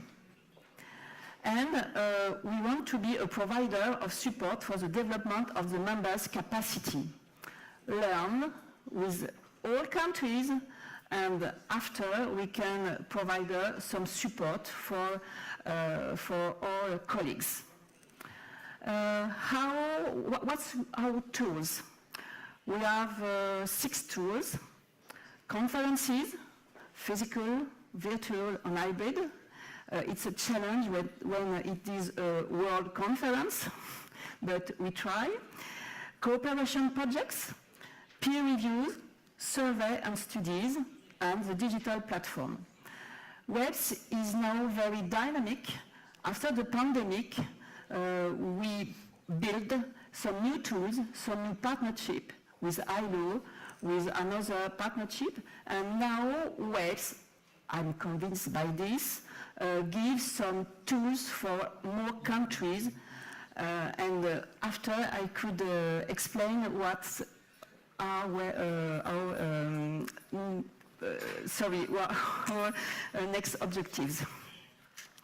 Thank you so much, and thanks for completing this first round. We have about 20 minutes to maybe do another quick round, and this time I would like to ask you to take out your crystal ball, looking in the future, and see on the basis of your perspectives, what are the initiatives which are needed? Are skills the silver bullet to solve some of these transition challenges, or do we still need to look beyond that? What are, from your different perspectives, the priorities moving forward, something we need to put on the political agenda?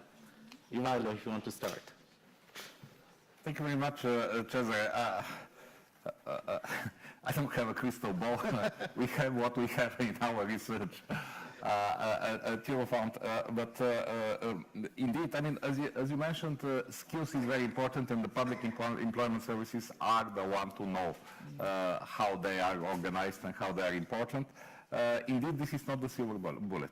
I mean, we see professions which are not jobs that are not attractive. And when we speak about job quality, this is not only the conditions at work, this is not only the salary, of course.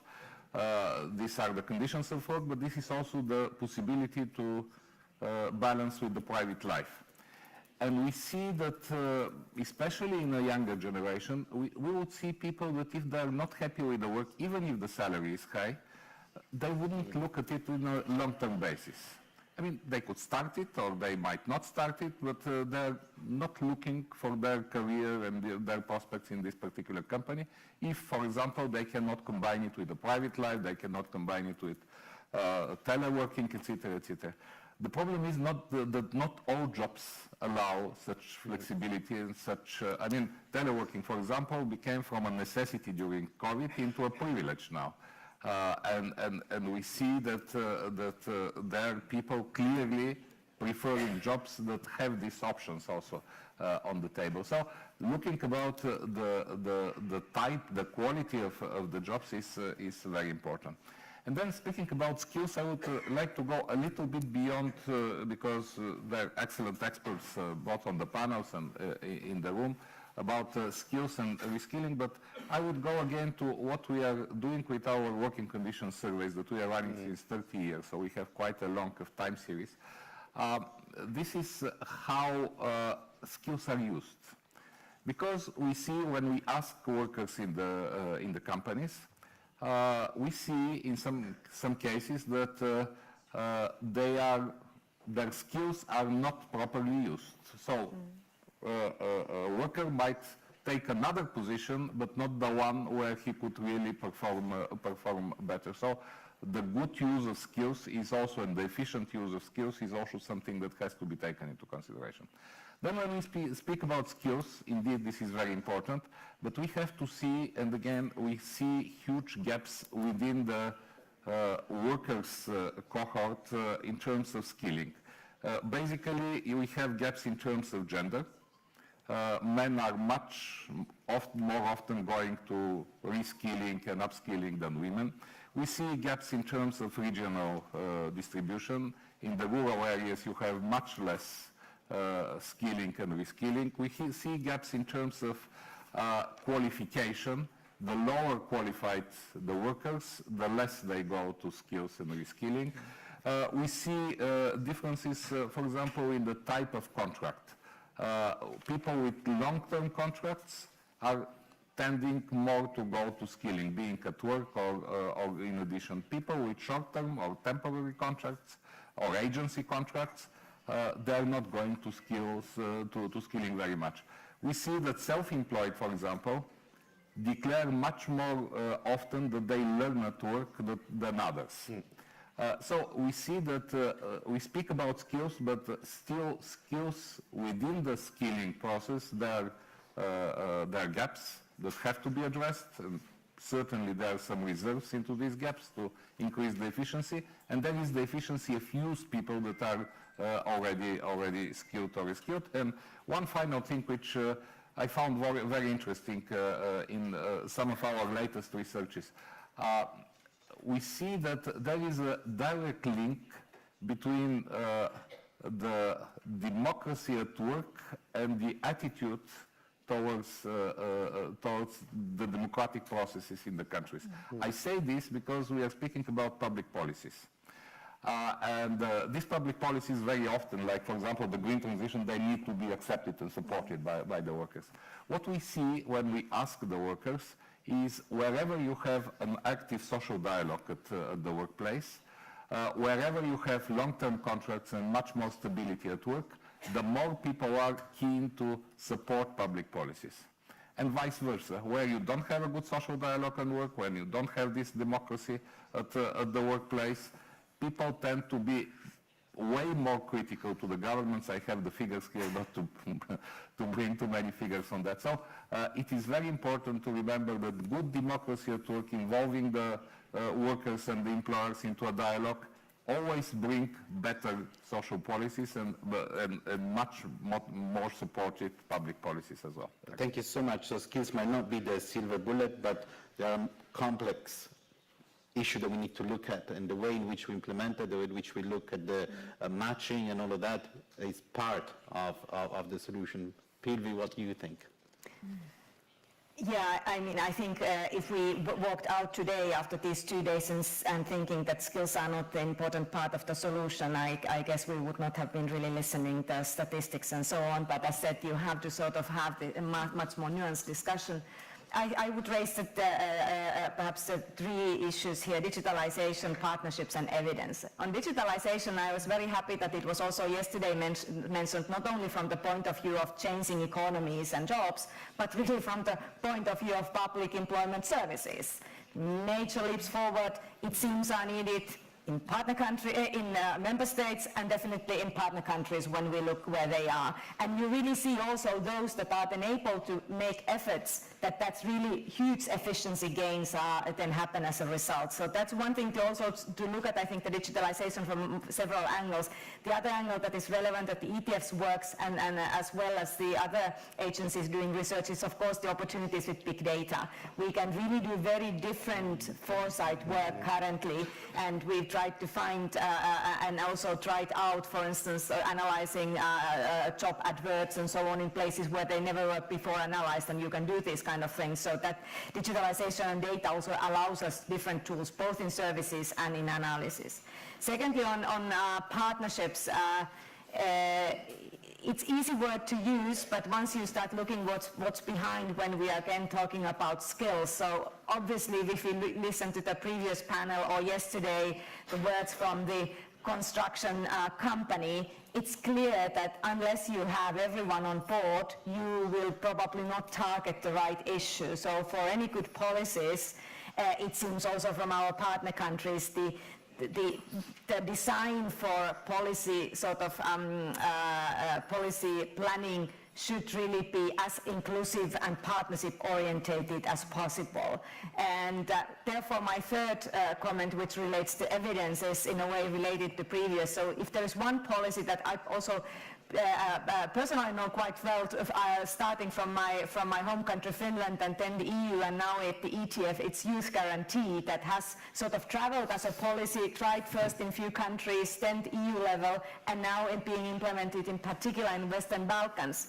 So that's really been a policy where the evidence base is together with partnerships, I think has been key to success. So you don't have the same youth guarantee in all countries, but you have the evidence first. Who are your needs? What are your needs at the job market, and how do you see the different sectors in the future? And then targeted policies. So I think if we are able to sort of utilize digitalization cleverly, bringing all partners together when defining the various policies, and finally always having the evidence, because we have that evidence. Eurofound has it for Europe, SEPE has it, so I mean no policymaker can say that there isn't evidence to be utilized for policy making. It's just the question that we bring it in the right way at the right time, and then it is also accepted as advice, even when it's probably always not politically so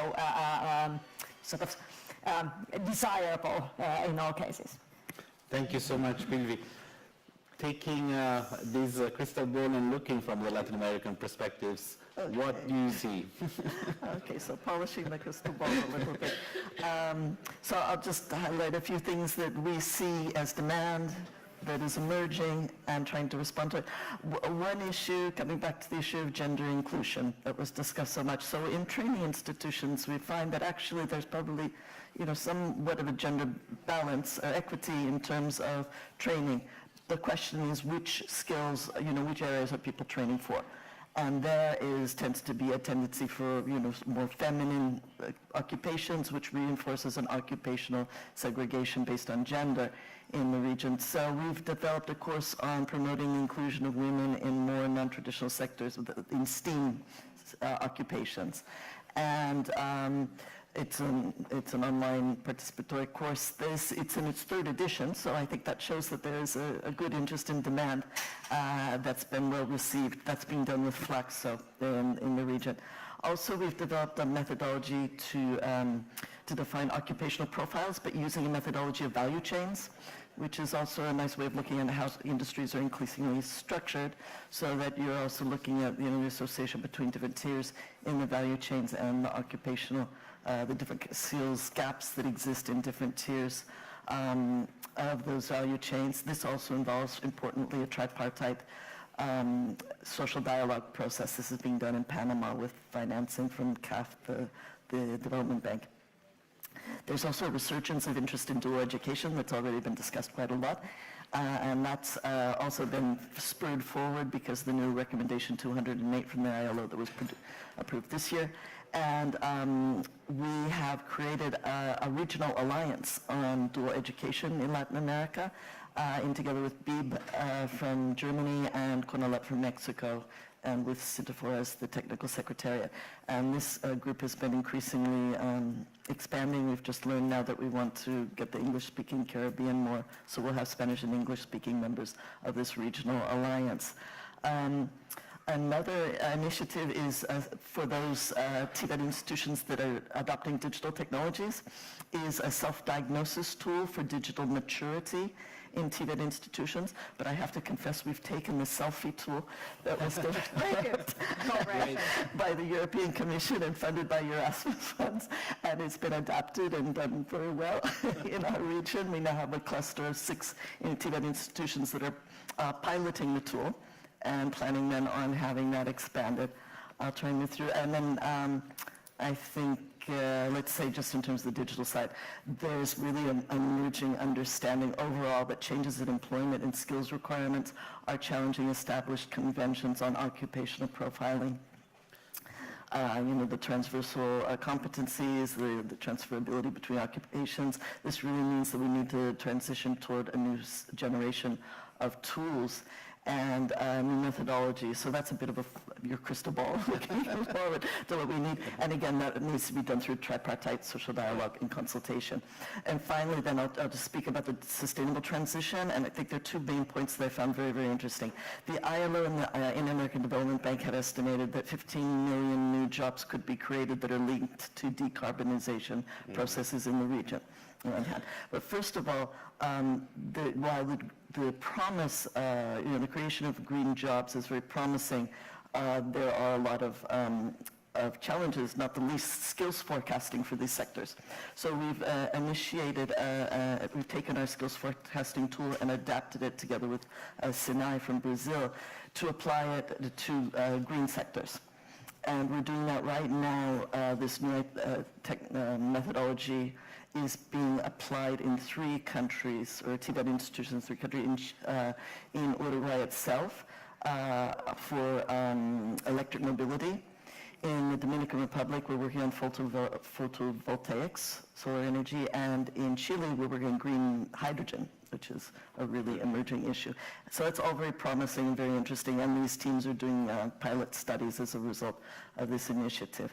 And then this new methodology that we'll divide will be seen as a driver to be applied to other emerging sustainable green sectors. And secondly, and the last point is that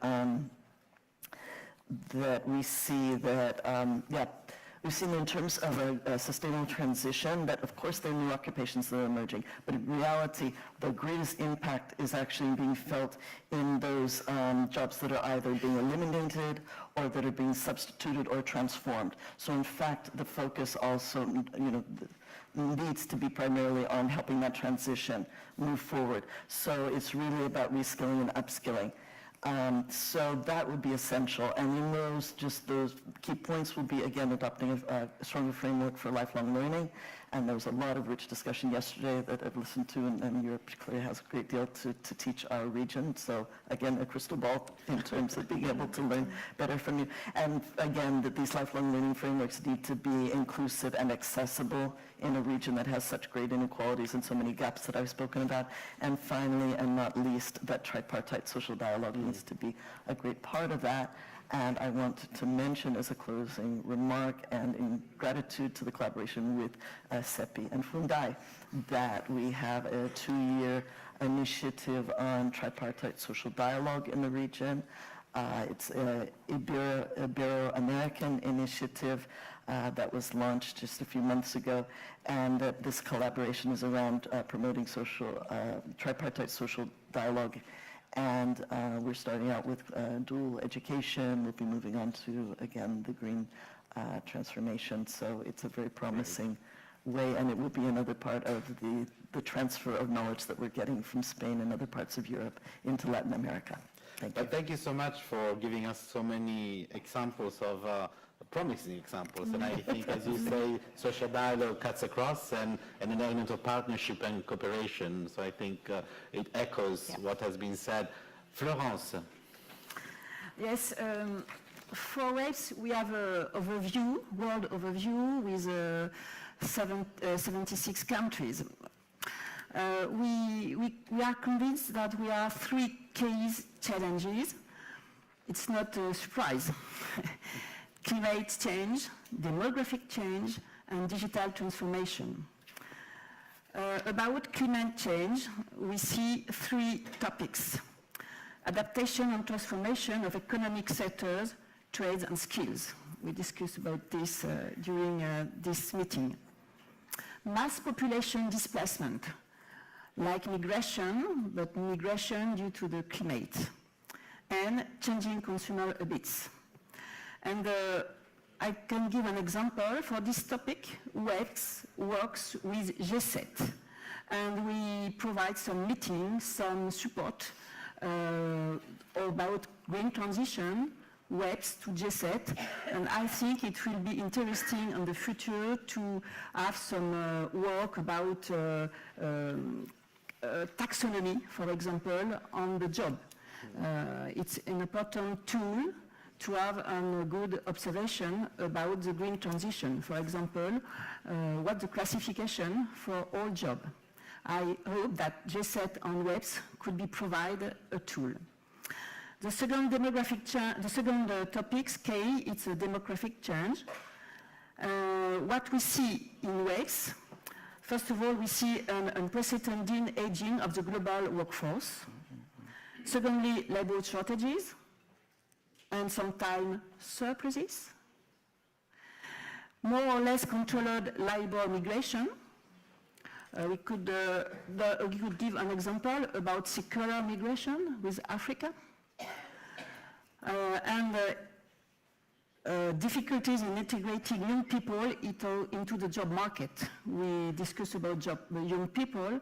We think in ways that it's a big challenge to work on integrating young people. And to conclude, about digital transformation, we see 5 topics: developing the gig economy, impact of the demilitarization of work, globalization of the job market, and, it's important, growing inequalities of access on the digital divide. I think we discuss a lot about digitalization, okay? But somebody can't have a simple tool. Just this, they don't have this, they can't use this. Okay, digitalization, but for who? And I think for the public employment services, it's a real challenge to provide some services, but for everybody, not just for these who have a smartphone. And I think the challenge will be very, very difficult.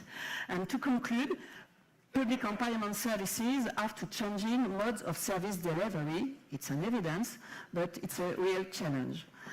I think it's not very extraordinary, but acting all this topic is a big challenge for all public employment services. Not wishing, not thinking, acting. Thank you so much. Silvia, last word. Inspired by positive examples and also I think the word migration and refugees was mentioned several times in this panel. These different crises that we've seen over last years have also, of course, taught lessons. And one of our partner countries, which is Turkey, we now see evidence that when they, after 2015 and 16, really did the work in order to have a streamlined validation and skills recognition policies, that's really proven very efficient, and in particular because the skills dimension is there. So I think it's a very encouraging example now when we are looking at, for instance, policies with Ukrainians and probably with many other groups, unfortunately, to make sure that this skills dimension is taken into account also in the middle of the very sort of humanitarian approach, so that we don't divide in that sense our various policies because we have evidence. And I think Turkey can be, for instance, very proud that they took it seriously at the time in the public employment policies. Many other examples, so I think that's one way also to sort of have the crystal ball that remains optimistic in these very complex times. No, thank you so much. I think it's difficult to draw conclusions, but one, I think, conclusion I draw is that it's not what skills or what jobs, but it's how we go about it. Yeah. So it's about social dialogue, it's about partnerships, about sharing experience, about evidence gathering and study, and it's about action. I think Florent's call to action, it's something that echoes with me in particular. I propose a big round of applause to the panel. And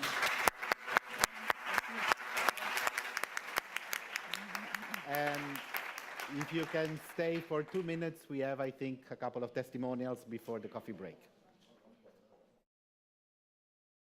Conozco Garantía Juvenil a través de Internet y después ya a través del INEM, administrativo en Corporación LABER. Desde LABER animamos totalmente a que otras empresas puedan acoger gente del programa de Garantía Juvenil, porque es una experiencia que te da un margen de tiempo a formar a la gente, un margen de que puedas conocer la persona cómo se desarrolla en su puesto de trabajo. Entré por la Garantía Juvenil, hice las prácticas y me quedé. Es muy entretenido el trabajo. Entro y gestiono las muestras para poder metérselas en laboratorio y ellos empiezan su trabajo. Subo informes, hablo con los clientes. El mundo del dron ahora mismo está muy en boga. Soy director de Top Drone Studio. Retomé la idea de montar mi propia empresa. Garantía Juvenil para mí ha sido un factor más por los que decidí tirarme al barro. Lo que realicé fueron una serie de cursos de emprendimiento, un poco de marketing. Me metí en las páginas web, me inscribí en INCIDE y empecé a realizar un curso en Madrid. El programa de Garantía Juvenil pues me lo explicaron en el Servicio de Empleo del Centro Cultural de Personas Sordas de Salamanca. En un principio me ofrecían cursos muy interesantes. Yo trabajo en Grupo Siro y mis funciones son las de maquinista. balsando los diferentes tipos de pasta. Estoy muy contenta de la agilidad del proceso. Yo de que en total una semana, desde que me inscribí hasta que me llamaron para la entrevista, 3 días después me llamaron para trabajar, no me lo esperaba. Estos servicios en varias clínicas distintas, hago cursos y talleres en escuelas, trabajo con empresas. Me ayudaron a todo el proceso de darme de alta de autónoma y después la ayuda económica también que me ofrecían es un impulso grande. En el futuro me veo trabajando como hasta ahora, con mis pacientes en clínica, ayudando a la gente a cuidarse. Antes de Garantía Juvenil estaba desempleada. Para las empresas, Garantía Juvenil permite ver cómo esa persona va a responder en el puesto de trabajo durante 9 meses. Mi futuro lo veo en algo orientado con lo que realmente estoy haciendo aquí. Si es posible, pues seguir en esta empresa.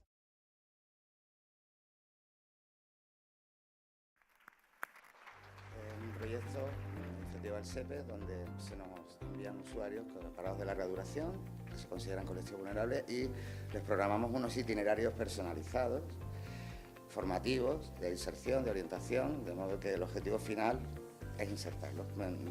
Determinamos los perfiles y en base a esos perfiles pues acondicionamos las formaciones y las inserciones. Se trata de conseguir que las personas se formen mejor y tengan más probabilidad de insertarse laboralmente.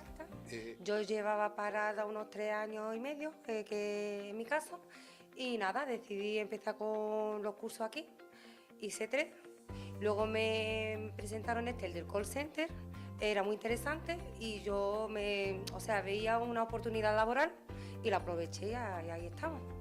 Yo también recibí esa carta, donde me invitaron a participar en un programa formativo. Empecé haciendo curso del SEPE, luego estuve aquí, tuve una entrevista con Antonio, que fue mi orientador, me estuvo diciendo más o menos lo que podía hacer, el camino que podía tomar y los cursos que me interesaban. Y luego acabé haciendo el curso de call center y ahora estamos contratadas.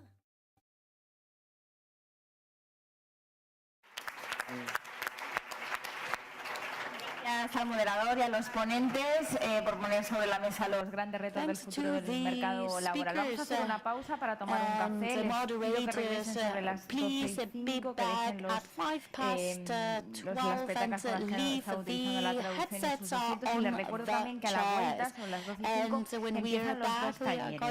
El taller El Año Europeo de las Competencias se va a hacer aquí, en esta sala plenaria, y el taller No dejar a nadie atrás, las 3 facetas por desempleo como una herramienta para el empleo y la mejora de las competencias en la sala A1. Disfrutad del descanso y nos vemos a las 12:05.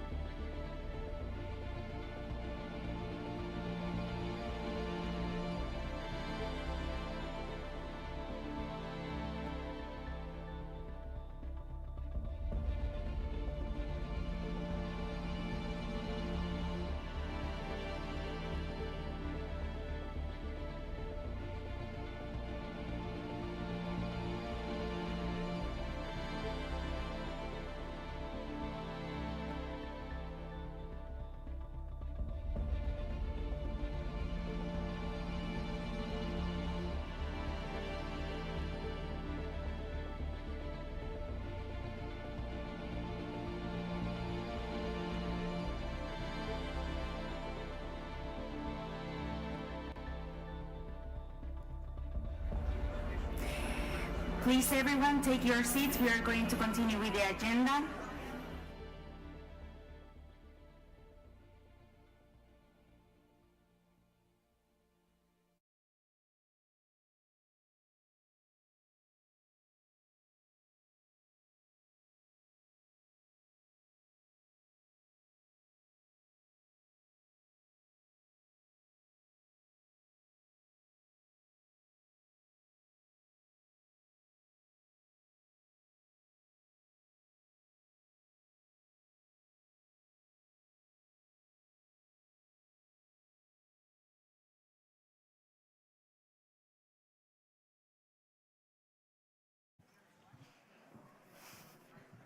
Hola de nuevo a todos y a todas. Retomamos la actividad y la agenda después de este descanso para tomar un café. En esta última parte ya de esta conferencia de alto nivel en la que estamos compartiendo diferentes puntos de vista acerca de este año europeo de las competencias. Vamos a ir ahora con el taller Año Europeo de las Competencias, buenas prácticas de políticas activas de empleo. En este taller vamos a tener dos partes. Primero saldrán 4 ponentes y luego otros 4 ponentes, pero yo les voy a presentar ya a los 8, aunque primero subirán los primeros 4. La moderadora va a ser Belén Rebollo, que es la subdirectora general de políticas activas de empleo del SEPE. Y estarán con ella Tilo Moss, jefe de Desarrollo de Personas y Formación en Tecnología e Innovación en Deutsche Telekom AG, buena práctica del Servicio Público de Empleo de Alemania y Deutsche Telekom, Reskilling for Employment. Carmen Prieto, de la Fundación Estatal para la Formación en el Empleo, Fundae Digitalízate Plus. Miriam Bonilla García, directora ejecutiva de Econ Innovación. Luis Ribeiro, responsable del proyecto de transición digital, Servicio Público de Empleo de Portugal, buena práctica, Upskill Digital, Skills and Jobs. Y luego en la segunda parte estarán también con nosotros Vilma Mostallini, miembro suplente del Servicio Público de Empleo de Croacia, buena práctica, crédito cheque que entregan a personas desempleadas, ocupadas, vulnerables. Nuria Chus Martínez, viceconsejera de Empleo, de Diálogo Social y Seguridad y Salud Laboral de la Comunidad Autónoma de Castilla-La Mancha, buena práctica, enfoque transversal de la población. Francisco Javier Hoyuelos Álvaro, vicerrector de Formación Permanente, Universidad de Burgos, buena práctica, microcredenciales universitarias, y Javier González López, de la Fundación Laboral de la Construcción. Primero con la primera parte y luego Fundación la Laboral segunda. de la Construcción. Bienvenidos a todos. Muchas gracias. Bienvenidos a todos y a todas a esta última sesión de la conferencia de Barcelona, en la que vamos a tratar de hacer el broche final de la conferencia, y para ello vamos a mostrarles, vamos a presentar un muestrario de experiencias para darles visibilidad y fundamentalmente porque a lo largo de la conferencia hemos estado tratando distintos temas, todos ellos relevantes para las políticas activas de empleo. Pero este es el momento en el que todas esas recomendaciones, esas opiniones, esas formas de actuar se van a concretar en experiencias prácticas, en experiencias reales que se han llevado a efecto. Como ya la presentadora nos ha introducido, vamos a dividir este panel en dos partes. Todo él se conforma de experiencias, sin embargo, en la primera parte figurarán experiencias prácticas que creemos emblemáticas para promover el apoyo activo en materia de digitalización y dando respuesta a las necesidades específicas de las empresas. Las 4 personas que ahora están frente a todos vosotros, frente a todos ustedes, son quienes van a exponer sus prácticas específicas en este campo. Así es que, sin más dilación y rogándoles que no empleen más de 6 minutos de tiempo por práctica, les van a exponer una experiencia que consideramos de valor interesante, que concreta los puntos de vista que hemos desarrollado aquí, que puede ser en ese sentido emblemática y transferible, y espero que la escuchen con interés porque tras la presentación específica breve de esa práctica nos indicarán cuál es el valor añadido o el punto clave esencial de la misma. Así es que, sin más dilación, Tilo, por favor, tienes la palabra. So, can I have the clicker? So, thank you very much. My name is Thilo Mosch from Deutsche Telekom. Thank you much for inviting to this very interesting conference. And I'm happy to present a real, as you said, a concrete example how we really did, together with the Federal Employment Agency of Germany and Deutsche Telekom, a reskilling project for unemployed people. Reskilling for Employment, it's a project founded by the European Roundtable. The European Roundtable is a collaboration circle of chairs and CEOs of big European companies, and our CEO, Tim Höttges, is part of that group. We started this, you see here, Hire for Attitude. It usually has been Hire to Skill, but then we renamed it Hire for Attitude, and why? I will show you. And a short personal remark, I really love that project. That's really something great we're trying here and we're doing here. It was a simple idea. Since more than 4 years, we are reskilling people inside our company, reskilling them to AI specialists, reskilling them for software engineers.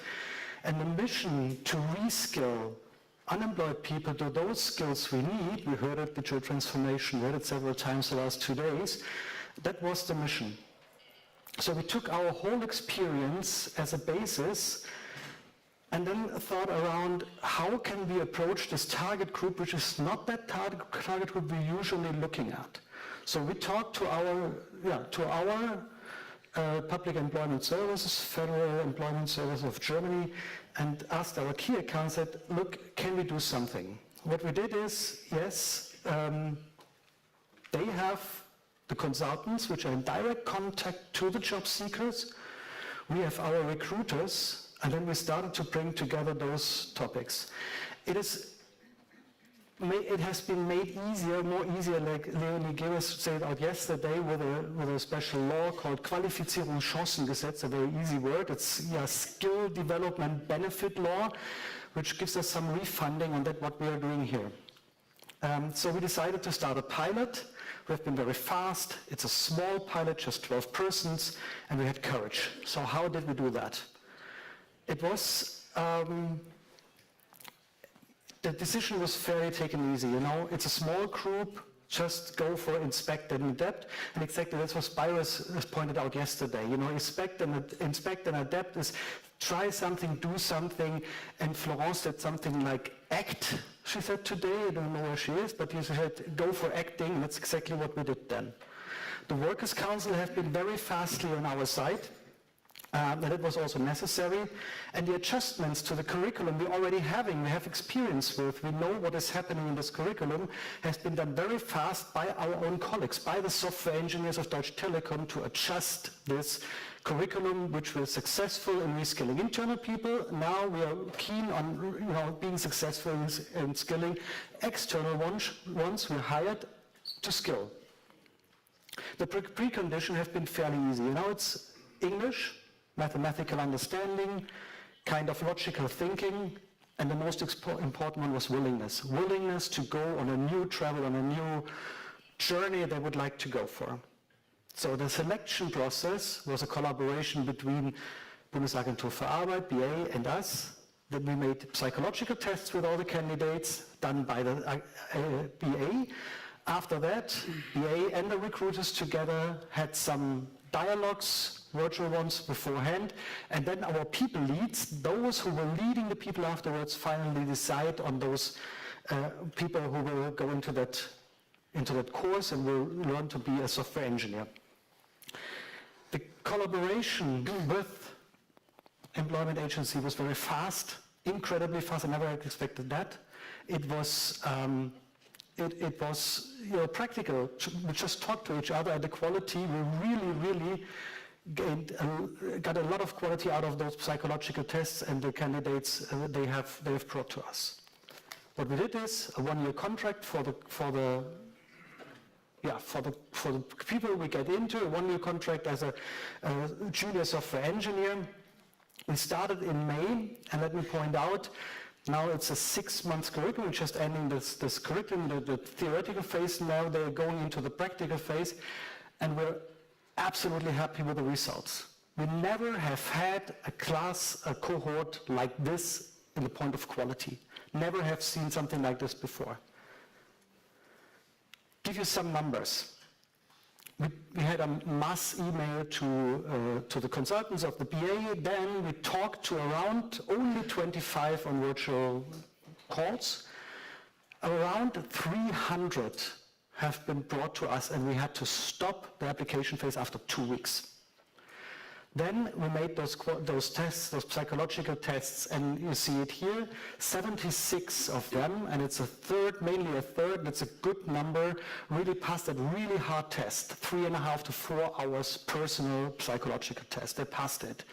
And from those, 72 really came to the interviews we had. And you can see it, it's a diverse group, female quota is very high, and we did not pick them because they're females, we picked the best out of them. We had to cherry pick afterwards because 25 have been then brought to our people leads, and it was the hardest decision ever to bring that through. And as you can see here, we're hiring them for attitude. 100% motivation, dropout rate 0% at the moment, and nobody will leave at it, as we had heard with them, and we have regular contact with them as well. But to give you a little glimpse, I brought some more people with me. No, sorry, but it's a virtual one. Let's see how we can start now this short 20-second video.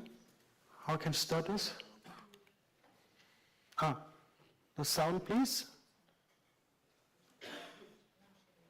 No. El sonido. Gonna go back, gonna go forward. Could we have somebody with the sound, please?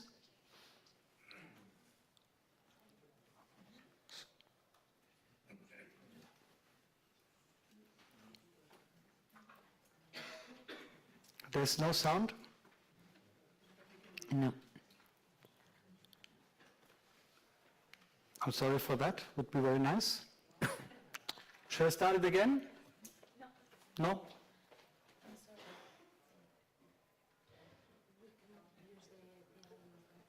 There's no sound? No. Unfortunately, I will make a LinkedIn post so maybe you can see it then and put in so the people we just saw there are really different. They're telling that's the best what they have ever experienced at the moment. They were very lucky on that one, and they're coming from really different backgrounds. Like this one is a nurse, for example, and others are really have been parcel service guys and so on. That was really a topic for us. So let me do, and final that. My key learnings are speaking helps. Talk with all of the participants you need. The Bundesagentur für Arbeit, the candidates, us, and also the providers. Speaking helps. Be brave. We're missing at the moment companies who are jumping on the train with us because they are not brave enough. We're trying to get more and more on that topic, and furthermore, inspect and adapt. It was really a pleasure to see how Bundesagentur für Arbeit went to that one with us together, and we see our results. So, please go in contact. Use what we have experienced. The door is open. Thank you very much.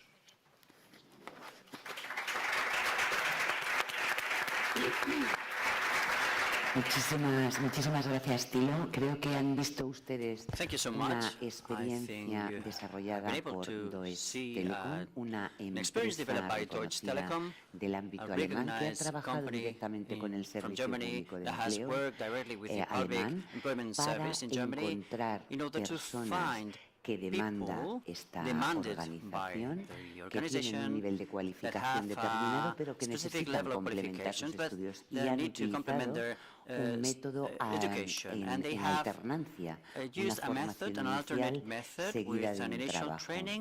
Muchísimas gracias. Vamos ahora a ver una nueva versión digital, en este caso presentada por la Fundación Estatal para la Formación en el Empleo a través de Carmen Prieto. En este caso también es una experiencia de digitalización, pero desde otro ámbito. Bueno, yo realmente más que una experiencia voy a contar hasta 3. Así que, y espero que muchos de ustedes cuando luego vuelvan a sus lugares de origen, accedan y puedan hacer uso de lo que les voy a comentar. En estos 2 días se ha hablado de la importancia que las competencias digitales tienen tanto para la formación de los trabajadores como para la empleabilidad de ellos y la competitividad de nuestras empresas. Bien, de las iniciativas que les voy a hablar son iniciativas que ponen en marcha actividades de formación en abierto para todo el mundo, para todos los trabajadores, para todas las empresas, de manera gratuita y para que todo el mundo pueda hacer uso de ellas. Voy a hablar en concreto de la iniciativa Digitalizate, de becas Google, de la plataforma online de formación que acabamos de lanzar y cómo podemos encontrar toda esta oferta formativa en la página web de Fundae. Empezando con Digitalizate, hace ya 4 años, este año, vamos a cumplir 4 años del inicio de este proyecto. Es un proyecto por el que, a través de convenios de colaboración que firma la Fundación Estatal para la Formación en el Empleo, Fundae, con diferentes empresas, en su mayoría tecnológicas, también colaboramos con entidades públicas, también firmamos convenios con ellas. ¿Para qué? Para que puedan poner a disposición de todo el mundo en abierto formación gratuita que ellos tienen disponibles en sus plataformas a través de sus programas de responsabilidad social corporativa. ¿Qué hacemos desde Fundae y también desde el Servicio Público de Empleo Estatal? Difundir, ser el altavoz de toda esta formación gratuita que está disponible para todo el mundo, sin ningún requisito previo. Podemos acceder a nuestra página web y a partir de ahí localizar toda la formación que nos puede interesar. Tenemos formación certificada por entidades como Amazon Web Service, Cisco, Google, Fundación Telefónica, las principales compañías tecnológicas, como les digo. Toda esta formación está en abierto y de manera gratuita. Actualmente ya tenemos convenios firmados de colaboración con 57 entidades. 57 organizations, more than 1,500 training resources which are constantly updated. The new courses are disseminated on a monthly basis, and we have already 7 million visits in our platform. We can find training around 5G, web applications, system architecture, big data, blockchain, cybersecurity. Como les decía, toda la formación que está disponible es totalmente gratuita. Les diré, ya que estoy en este foro, aprovecho para decirles que Digitalizate fue seleccionado como práctica inspiradora por los Servicios Públicos de Empleo Europeos. Así que en este foro no puedo por menos que invitarlos. Fruto de esta colaboración, y voy al segundo, a la segunda iniciativa que les quiero contar, comes the second initiative.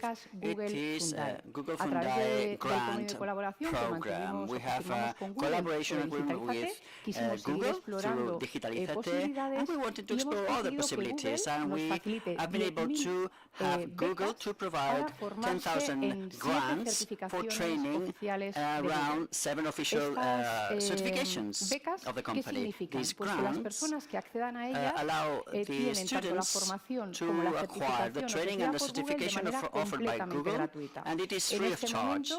Porque hemos ido evolucionando también en 2 años que llevamos con este proyecto. En este momento ofrecemos 7 certificaciones que son de soporte de tecnologías de la información, análisis de datos, gestión de proyectos, IT automation with Python, marketing digital y comercio electrónico y diseño de experiencia de usuario. Todas estas certificaciones son 100% online y prácticas, tienen duraciones de 120 horas, la manera de aprender flexible porque es formación online y el participante es el que decide cuánto tiempo está formándose. Aproximadamente se tarda entre unos 3 y 6 meses en completar cada certificado. El contenido es agnóstico.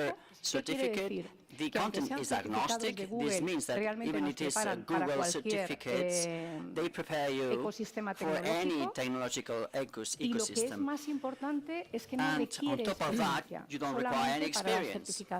Only for automation with Python, IT automation with Python and cybersecurity, you need some experience, previous experience, but in general, you don't need any. In order to access these certifications, you need to be of age and have a Spanish citizenship. Los requisitos de acceso prácticamente So, para nosotros son this ganas de aprender. includes almost everyone. Voy a, por último, al tercer proyecto que hemos lanzado And hace our apenas third 3 project meses. launched 3 months ago. Es un proyecto It que is a nos permite dar project un that paso allows más us to en go el camino one de step contribuir a further la in capacitación de our los trabajadores y a la contribution to digitalización de las capacity empresas, building que ha sido of the posible workers gracias a and los fondos digitalization Next of Generation. companies, thanks to Next Generation funds. En esta primera fase, During this first se trata de una stage, plataforma online de we have formación. developed En esta primera an fase online hemos training lanzado platform 21 cursos with 21 basados en las necesidades courses based específicas on de the los specific colectivos de autónomos y de requirements economía of social, pero que freelancers están and abiertos para todo el social mundo. Ciberseguridad, relaciones digitales con la social administración, factura society electrónica, bueno, y otros requirements, muchos, electronic mucha invoicing, información. etc. Como es poco tiempo. There's a lot of information. Bueno, I don't have time to explain decirles que en everything. estos 3 meses, But during these 3 apenas acabamos de months, cumplir 3 meses de vida, ya tenemos más de 4.500 we have more personas than matriculadas y más de 1.500 4,500 personas people on formadas. board and more Son than cursos muy 1,500 cortos, a modo de trained píldoras, y si que les students. avanzo They que are vamos a seguir little creciendo con capsules, otros tipos de contenidos basados siempre en las necesidades based on formativas. Se hace previamente un the estudio de training necesidades y luego se requirements, elaboran which are estos contenidos. studied in advance, Y and then the también en la contents are línea de lo que le developed comentaba de las otras accordingly. iniciativas, abiertos para todo el And mundo y they're gratuitos. open free of Y ya charge as por well. último, ¿dónde encontramos todo And esto? where can we find all this? En Digitalizate Plus. Hemos Digitalizate elaborado un Plus. buscador We have donde developed aparece a toda esta search oferta engine disponible, más where you todas can las find acciones all the formativas training offer and incluidas en las convocatorias de actions included subvenciones in the grant cuyas restricciones calls publica el Servicio Público de Empleo. published by the Spanish Employment Service. Espero en este espacio So y I espero que hope mañana, you like the el information lunes, and that cuando you llegue a visit Madrid, our website, el and número de on personas Monday conectadas the a esta amount of plataforma haya subido de visit manera has exponencial. skyrocketed. Gracias.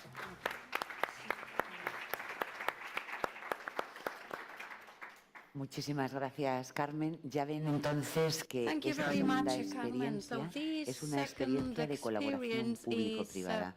En el primer caso, Tilo va a poder exponer el vídeo que no ha podido exponer después en las conclusiones, pero en el primer caso era una entidad la que tenía una demanda y el Servicio Público alemán pudo darle respuesta específica. En el segundo caso es el ámbito general tecnológico el que se responde con esa colaboración.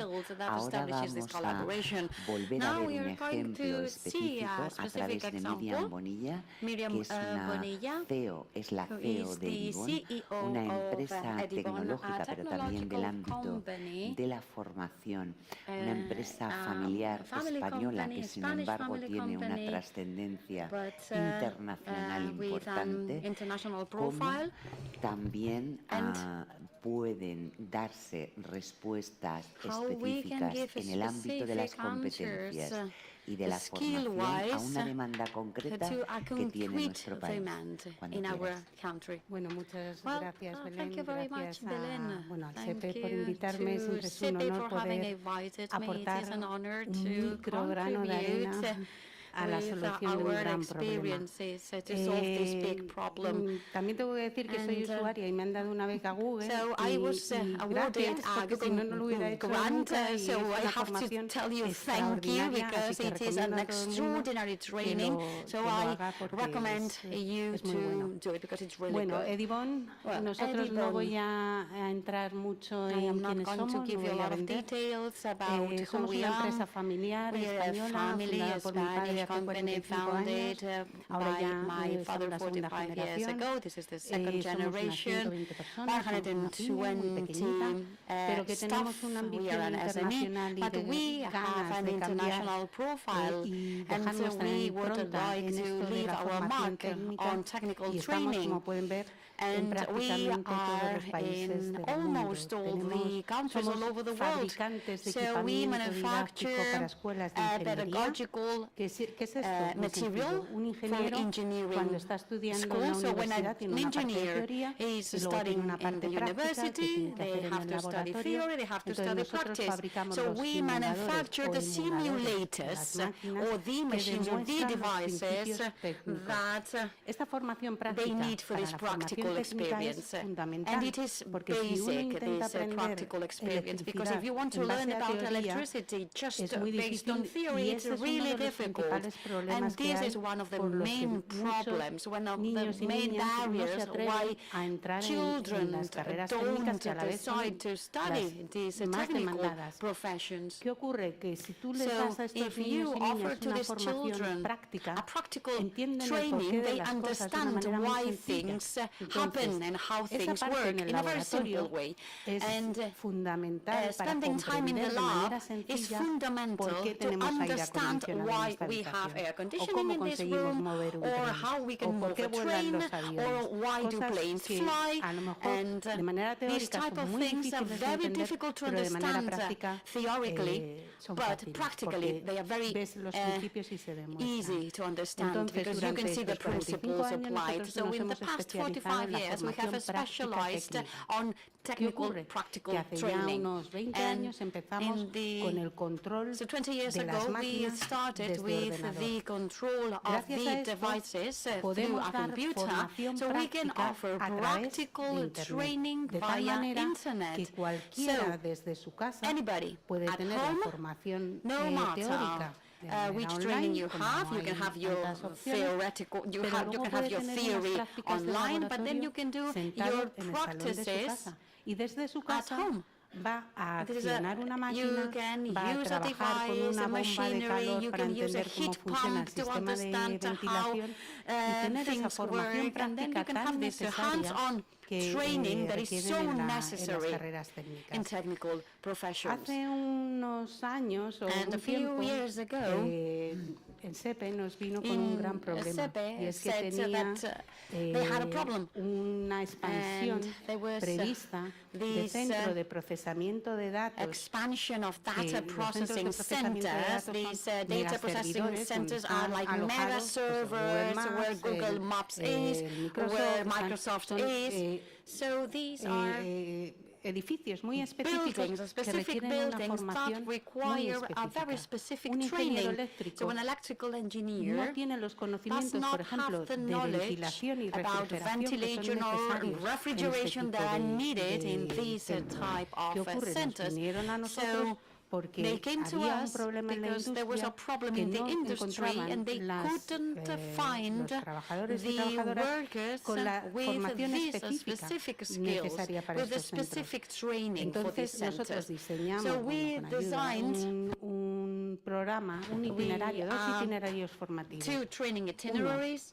Que era And, para trabajar dando servicio en el centro de proceso de datos y otro para instalar y crear nuevos centros de procesos de datos, de tal manera que podamos dar formación en toda la geografía española. Cualquier persona que esté sentada en Tenerife va a tener la misma formación técnica que el que está en Móstoles. De tal manera que se le está dando también la posibilidad de realizar las prácticas con el equipamiento que nosotros tenemos en nuestro laboratorio. Es un proyecto muy novedoso que gracias a SEPE y a Fundae, que son los que están en el proyecto, se está consiguiendo llegar a mucha gente, incluso en zonas rurales, que de otra manera acceder a una formación técnica sería muy complejo. Entonces, bueno, no voy a hablar más y les voy a poner un vídeo para que ustedes lo vean. So that you can see what we do.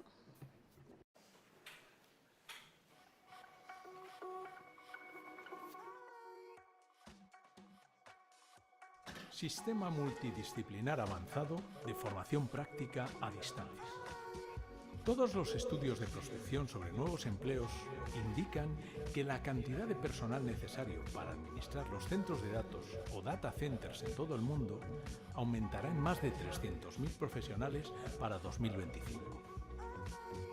A este dato se une la ya tradicional dificultad para la búsqueda y contratación de personas con las capacitaciones técnicas que estas infraestructuras necesitan. Los expertos coinciden en la necesaria iniciativa público-privada que pueda anticiparse y proveer del talento necesario para cubrir estas demandas, que de otra manera dificultarían el progreso social y económico en nuestras sociedades. Fundae y SEPE, dentro del Plan de Recuperación, Transformación y Resiliencia, y en colaboración con la compañía Edivon, han puesto en marcha el desarrollo de una plataforma de formación que pueda capacitar en las especialidades más demandadas en este ámbito durante los próximos 5 años. Un sencillo proceso de registro permite el acceso a los contenidos y recursos formativos de los diferentes cursos, a la realización de pruebas de evaluación, calificaciones y la obtención de diplomas acreditativos, a formación impartida por profesores expertos en las diferentes materias, un sistema de reserva de clases, la comunicación continua entre profesor y alumno, la creación y asistencia a foros de debate sobre las materias impartidas. La conexión al laboratorio facilita enlaces directos a la plataforma de control de equipos con streaming y permite a la clase controlar los equipos de Edivon con el software SCADA de manera remota, interacción y pruebas con los equipos en tiempo real, visualizar las variables del proceso desde cualquier dispositivo. Realidad aumentada para facilitar el aprendizaje.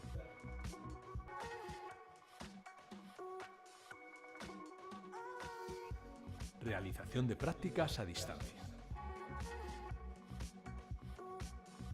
Un proyecto en el que colaboran Fundae, SEPE y Edivon, financiado por la Unión Europea Next Generation, Plan de Recuperación, Transformación y Resiliencia, Ministerio de Trabajo y Economía Social, Gobierno de España.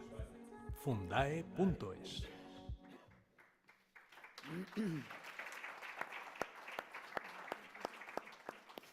Muchísimas gracias, Miriam. Creo que se han dado cuenta igualmente que este es un proyecto, es del ámbito digital, responde a necesidades específicas, pero en este caso, digamos que la diferencia con las dos anteriores experiencias que han visto es que las competencias que deben adquirirse, la formación que se proporciona, se realiza de manera deslocalizada. Es una formación e-learning, pero está sostenida en tecnología que permite hacerlo a distancia. Y por último, me gustaría dar la palabra a Luis Ribeiro. Él representa al Servicio Público de Empleo portugués y también nos trae aquí una práctica en el ámbito digital que compendia el trabajo de múltiples entidades para dar respuesta a una necesidad específica que nos cuenta ya él mismo. Muchas gracias, Belén. Y lo pido disculpa por mi portuñol, mas voy a intentar. El programa Upskill, Digital Skills and Jobs, surgió de la identificación de la necesidad de responder a la creciente escasez de recursos humanos en el área de TI, ante la demanda del mercado nacional portugués. En un momento en el que es fundamental para la implementación del proceso de transformación digital de todas las organizaciones y dada su relevancia y modelo innovador, este programa forma parte del Plan de Acción para la Transición Digital de Portugal, siendo reconocido como una buena práctica en nuestro país y también pelo SEPE y la Comisión Europea. ¿Qué es Upskill? Tiene como objetivo recalificar las personas desempleadas o subempleadas en las distintas áreas de las IT. Son las empresas que operan en el mercado nacional portugués que las identifican. las áreas tecnológicas, donde se centrará el programa de recualificación y las ofertas de empleo en función de sus necesidades reales de contratación. Este programa fue el resultado de una reunión de mentes y una estrecha colaboración entre el SEPE portugués y EFP, la Asociación Portuguesa para el Desarrollo de las Comunicaciones y aquí también las instituciones de educación superior. Higher education institutions. Son estructuradas este proyecto de ámbito nacional, structuring this nationwide project in order to give a response to the increasing demand of IT talent. Las personas ya calificadas, the qualified people coming from areas considered non-employable face the challenge of incorporating a reskilling process and being active actors in the different IT areas. From the beginning of the program, in March 2020, during the pandemic, we experienced an increase in the number of participating organizations, which is an essential factor to increase the number of training actions and vacancies, contributing to one of the main objectives of the upskill, which is the employability of the students. The success of the initiative comes from this joining of forces between people, companies, institutions, higher education institutions, and the Portuguese government through the Portuguese SEPE. Who is the financer of the program, making our country more and more competitive, guaranteeing qualified professionals, strong companies, better prepare for a world suffering deep digital transformation. Everything starts with the requirements of the companies and the identification of the number of professionals they want to recruit, not train, recruit, per technology and per location. Then we identify the technological areas and the locations where the course will take place.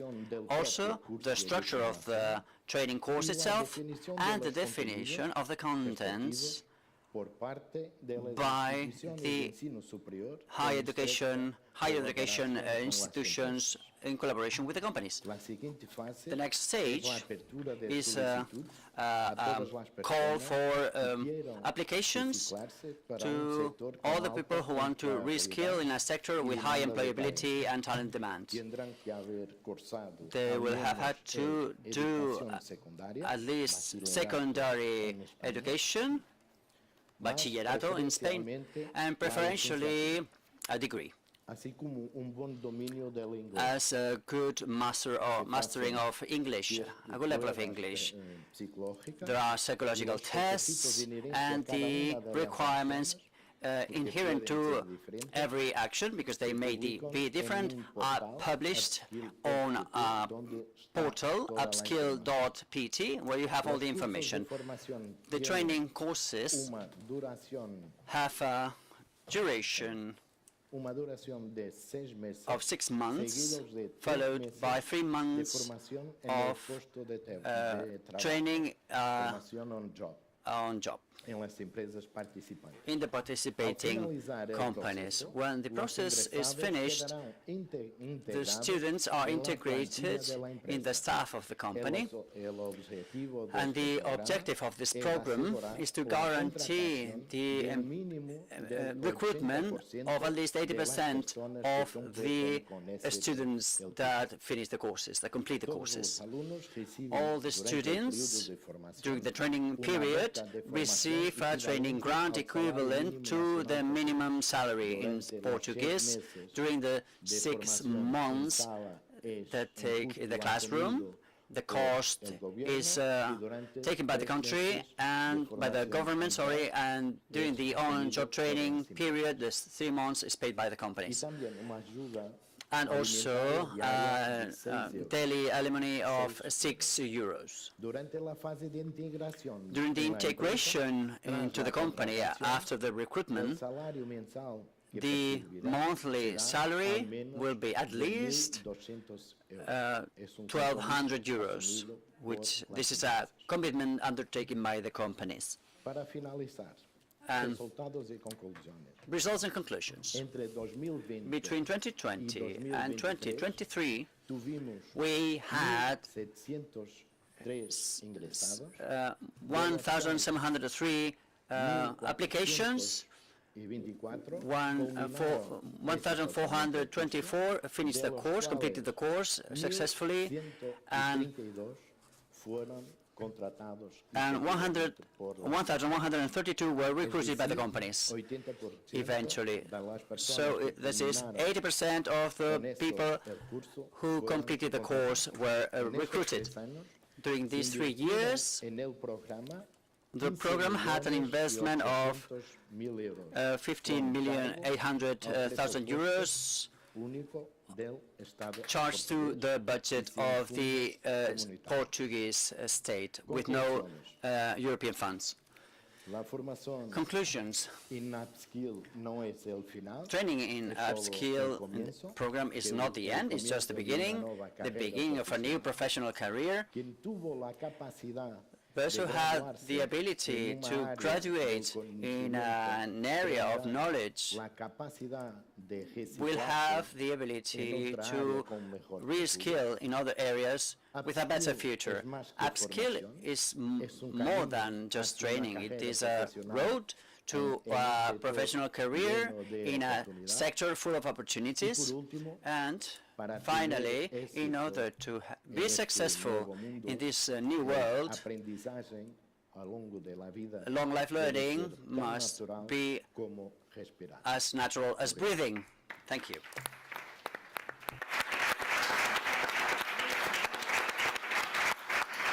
Muchísimas gracias, Luis, sobre todo por el esfuerzo en hablar en castellano. Creo que habrán podido ver igualmente que en esta experiencia se da respuesta a las necesidades digitales y también en una colaboración estrecha de un conjunto de empresas. Creo que mayoritariamente nuestros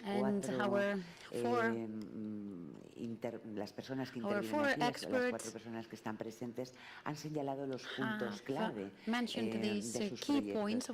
Quizá es el momento en el que poner el vídeo que nos quiere presentar Alemania a través de Tilo para poner, digamos, el punto final con un testimonio de unas personas que han participado en estos proyectos y que pueden mostrar qué han sentido al hacerlo.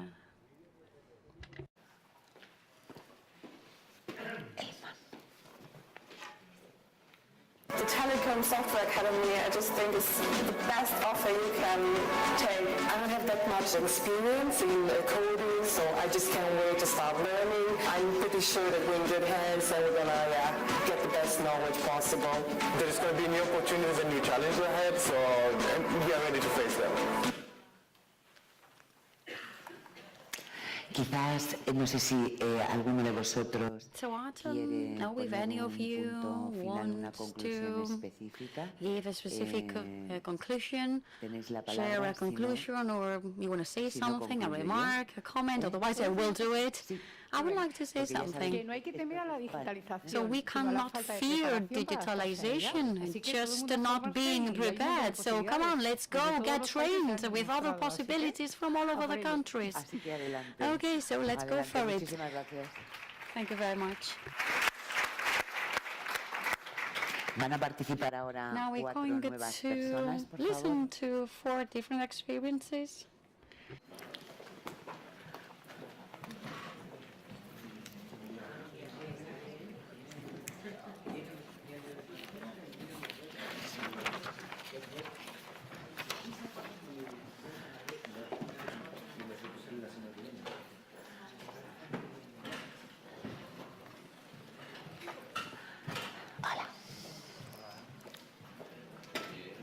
Estupendo, ya estamos aquí todos nosotros.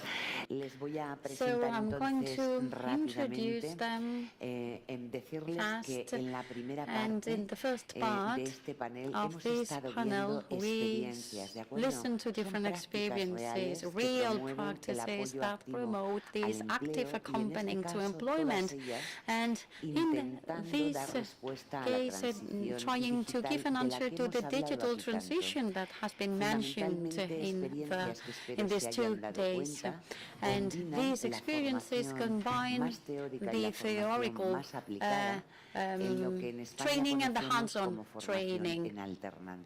We call it in Spain alternance training. That's the way we call it in Spain. And then also with a symbiosis between what the company needs and the answer that is promoted. And in this second part of esta sesión, of today's session, we are going to talk about different experiences pero que dan respuesta también a give an cuestiones answer específicas to que están siendo specific demandadas. questions that are En being primer demanded. lugar, va a intervenir Nuria Chus. Ella es We are going to viceconsejera listen de to Nuria Empleo, Chus, Diálogo first of all, Social, Vice Chancellor of Seguridad Social y Dialogue, Salud Security Laboral and en Castilla-La Health Mancha, una región importante Employment de España. in Castilla-La Su Mancha. trayectoria en el And, ámbito laboral es amplia. with a Desde wide 2019 experience es since licenciada en Derecho y 2019, además she cuenta con un has máster en law dirección studies. empresarial. El proyecto que nos cuenta tiene The project una she's going to share with relevancia us muy destacada is very por relevant cuanto que es un ejemplo específico because it's a para good example abordar la to transición approach demográfica, this para abordar la necesidad demographic del transition y cómo and how to include the territory se in our apoya perspectives dando and respuesta a esa how we give an necesidad answer el to talento. this Así need que, Nuria, cuando using quieras. talent whenever you want. Nuria, well, thank you very much, Muchas Belén. gracias por permitirme And participar de esta thank foro, you de for esta allowing mesa, me to y mis participate in felicitaciones para this todo el roundtable equipo del and Ministerio, para todo el equipo congratulations SEPE por la to organización the y el SEPE desarrollo de estas jornadas. team.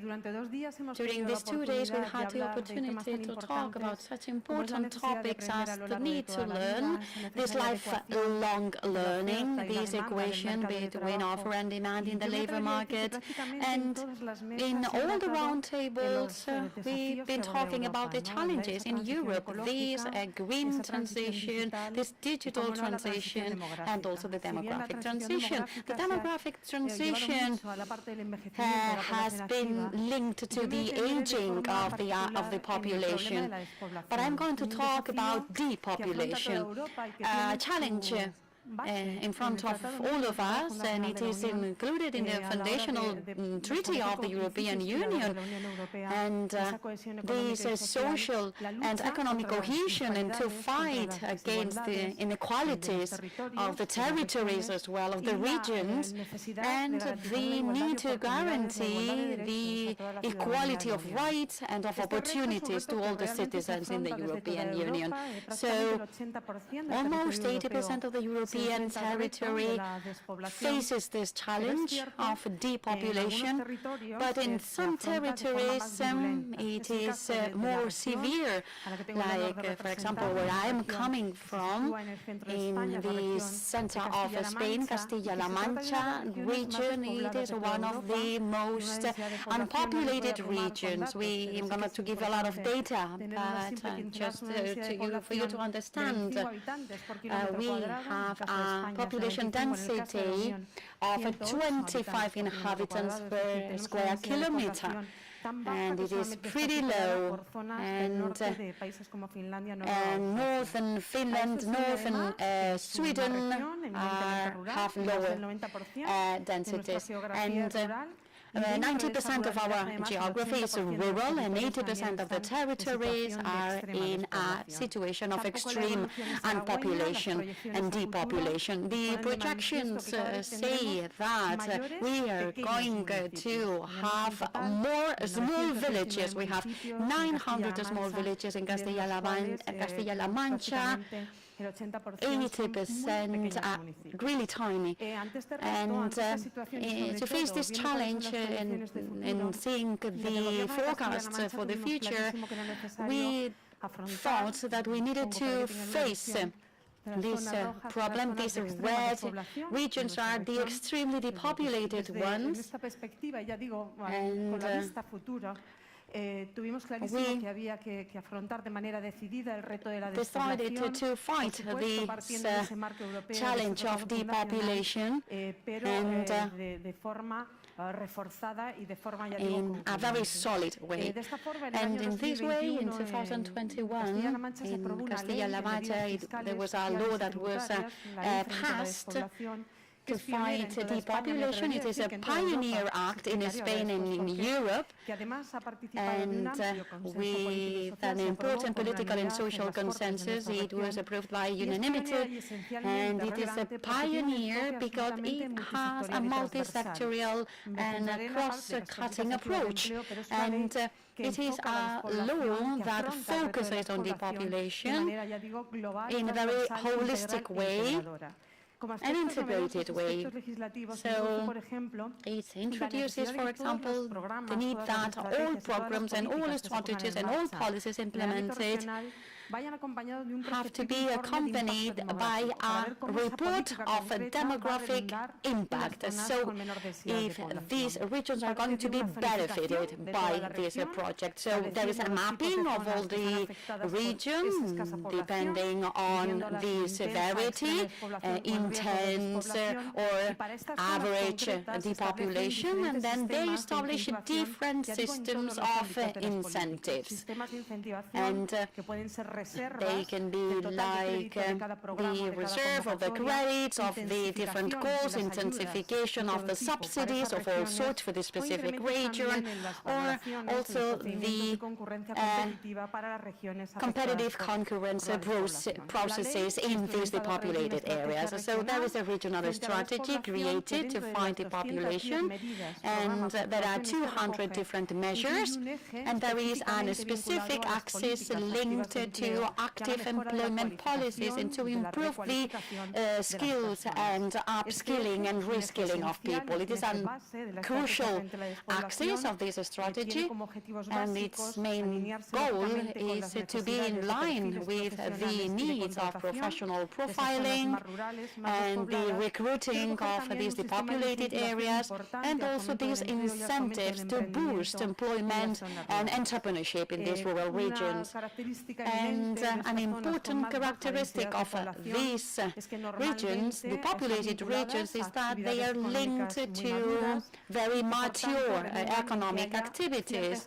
So there is a scarcity of labor opportunities and training opportunities. So in this strategy, the challenge to retain and appeal population to our regions is included in all the policies, and not only the active employment policies, and it focuses on training, qualification, and also creating more job opportunities in these depopulated regions. The main goals, as for these active policies, have three axes, and we have developed programs in each one of the axes.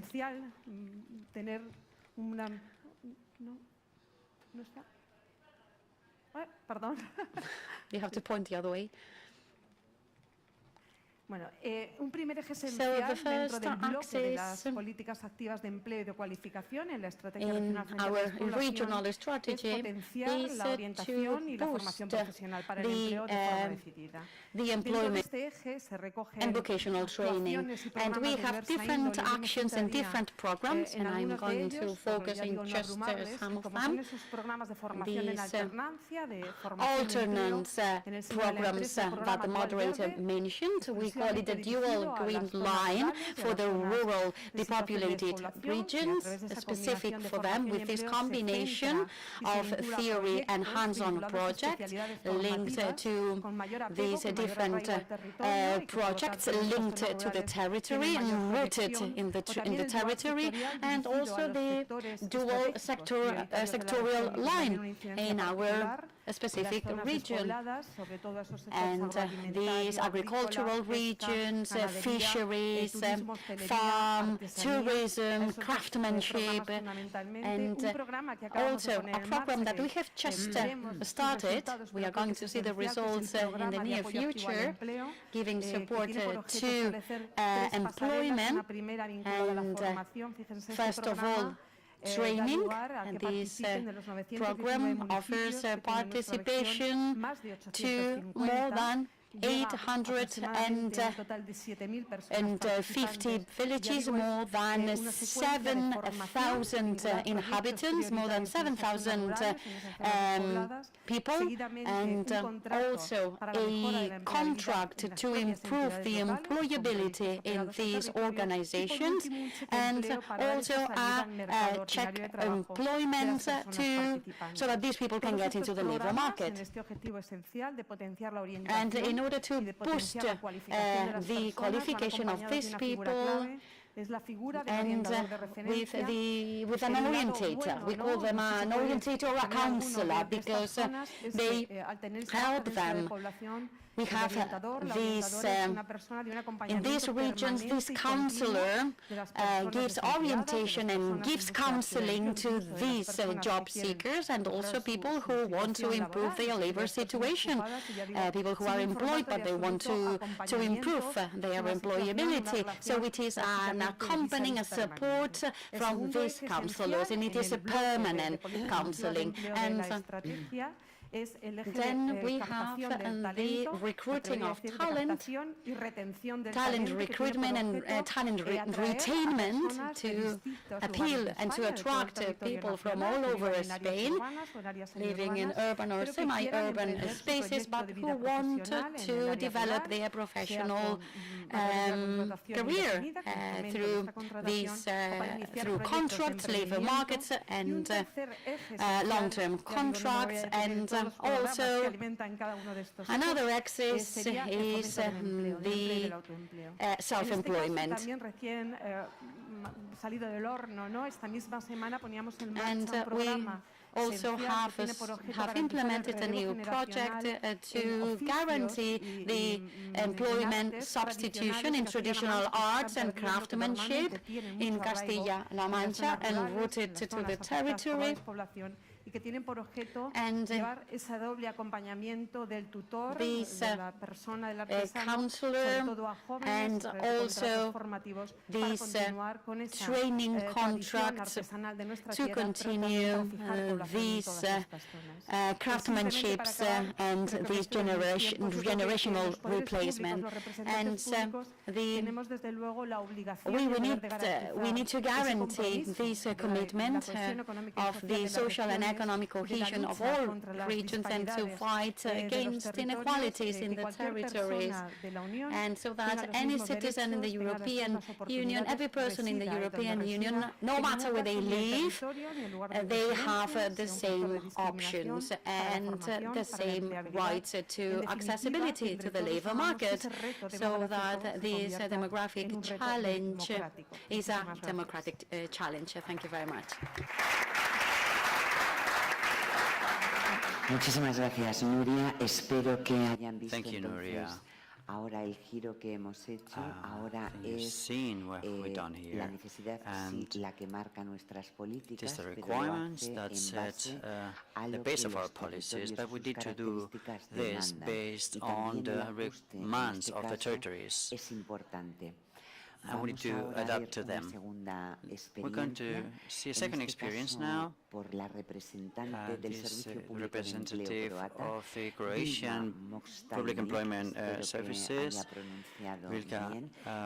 Vilma Mostajnik. She's the deputy member of the Croatian Public Employment Service, and she works for active employment activities for a long time. She has experiences in employment intermediation, especially in US, and she will talk about an experience which is relevant for the whole of our European public employment services, which approaches how we can finance and then promote the promotion and acquisition of skills through bonds, microcredits, or vouchers. You have the floor, Vilma.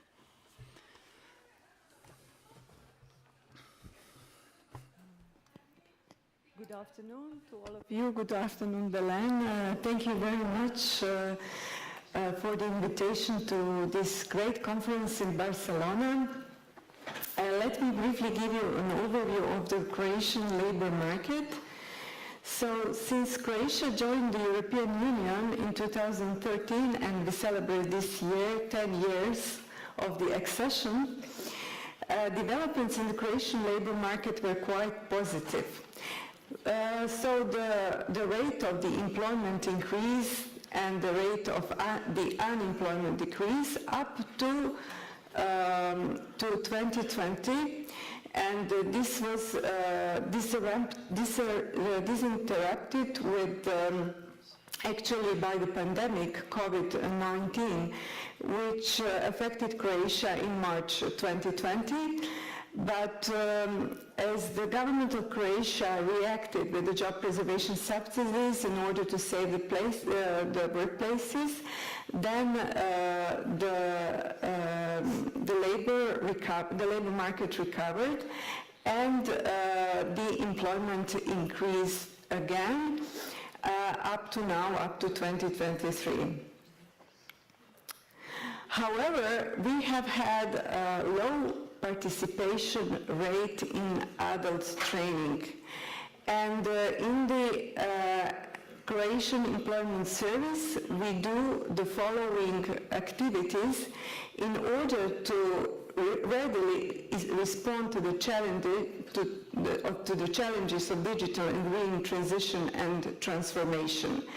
And these are education and training measures, including vouchers, and then other lifelong career guidance activities that we provide to our career guidance are informing and counseling, selection and prevention in working with students and pupils. All this is done not only through PES, but also through lifelong career guidance centers. It is a network which is spread all over Croatia, now this year in 17 cities. And all this is supported also with online services and tools. Target groups in career guidance and lifelong learning system are pupils and students, the unemployed, the employed, but also vulnerable groups. And these are mainly long-term unemployed persons, inactive persons, and needs. But also we put a strong focus here to employers as well as other stakeholders, including training providers. So Croatia, the Croatian Employment Service has an active labor market policy measures, and this program is intended to, it's targeted at employers. Some measures are also targeted at job seekers, but especially they are targeted at vulnerable groups, hard to employ persons. So long-term unemployed as well as needs.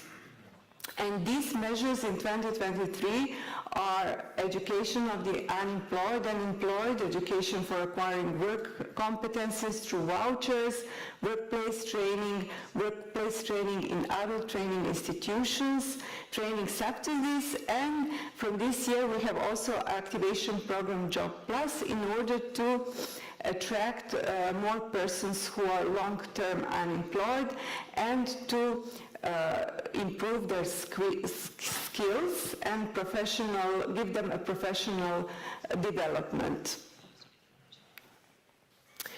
I have already mentioned vouchers. So voucher is a base adult education scheme which we have developed since last year at the initiative of the Ministry of Labour and in collaboration with the Croatian Employment Service, but also Ministry of Education.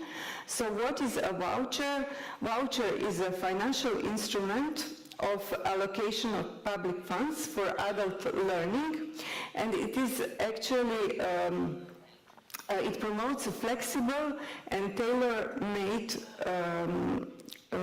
way for acquiring micro and partial qualifications. Eligible programs provided by training providers must be formal and in accordance with Croatian qualification framework.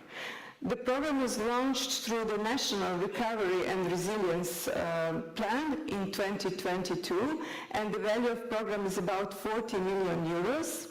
Up to 2026, we plan to include 30,000 beneficiaries, and out of which 40% from vulnerable groups, so long-term unemployed, NEET, and inactive. So far we have a great success, and we have already provided and issued over 14,000 granted vouchers. There are about 733 programs registered, and we have about 130 education providers registered. Programs must be formal, and the most popular programs are actually digital. Like, for example, software developer, UX design, Python developer, internet marketing and branding, etc. So the current challenge is actually to popularize more green programs, and we will do this through promotional activities, career guidance activities, and better offers also of available green programs for green skills in cooperation with the education sector. Thank you.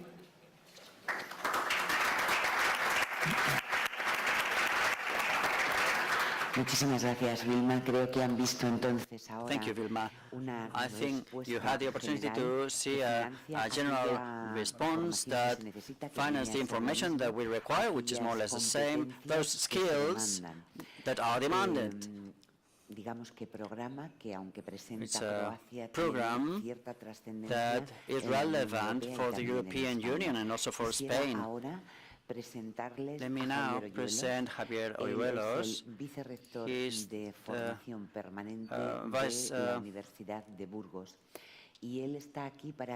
Vice Rector for Lifelong Learning at the University of Burgos. He is representing the academic sector, which also have a voice in the labor market. And now this is an opportunity for both worlds to get together.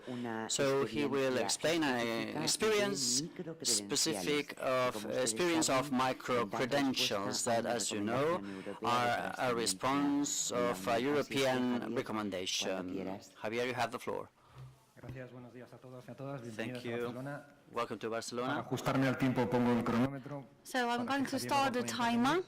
Tenía preparado como todos mis compañeros y compañeras el texto, pero prefiero atenerme al tiempo. Gracias al going to say thank you to the Public Employment Service to give voice to the Spanish universities, and thank you for the invitation from Almudena Hasbe. Thank you to the moderator, the organization of this round table with this 6 minutes time and 5 slides. I'm going to do my best. I'm going to be my best. Microcredenciales. So micro-credentials, the Secretary of State said it in the morning. So what's that thing about micro-credentials? It comes from Europe. And it is the permanent ongoing training and during all your life, and it's considered micro-credential. So it is training and learning since you turn 18 until you retire. So this document is from the National Agency to Assess Quality in Spain, ANECA, and in the recommendations by the European Commission, they define a micro-credential. It is a small learning experience, short, and with 10 principles that you can read in the repository of the Commission. And ANECA, this organization, gives more details about micro-credentials, and I encourage you to read this document if you are interested in knowing more information.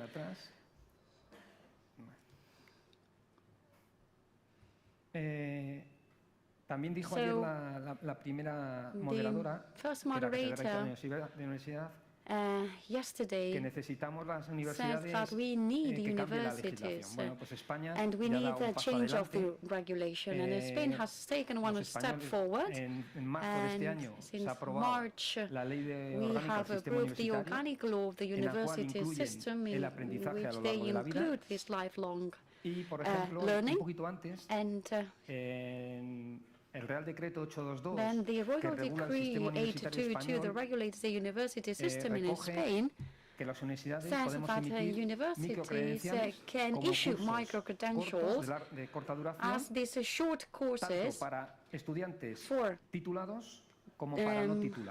graduated and undergraduated students. There is a minimum of 15 ECTS credits, though. And this is a Spanish royal decree. There are other universities in other countries that are not limited to these 15 ECTS credits.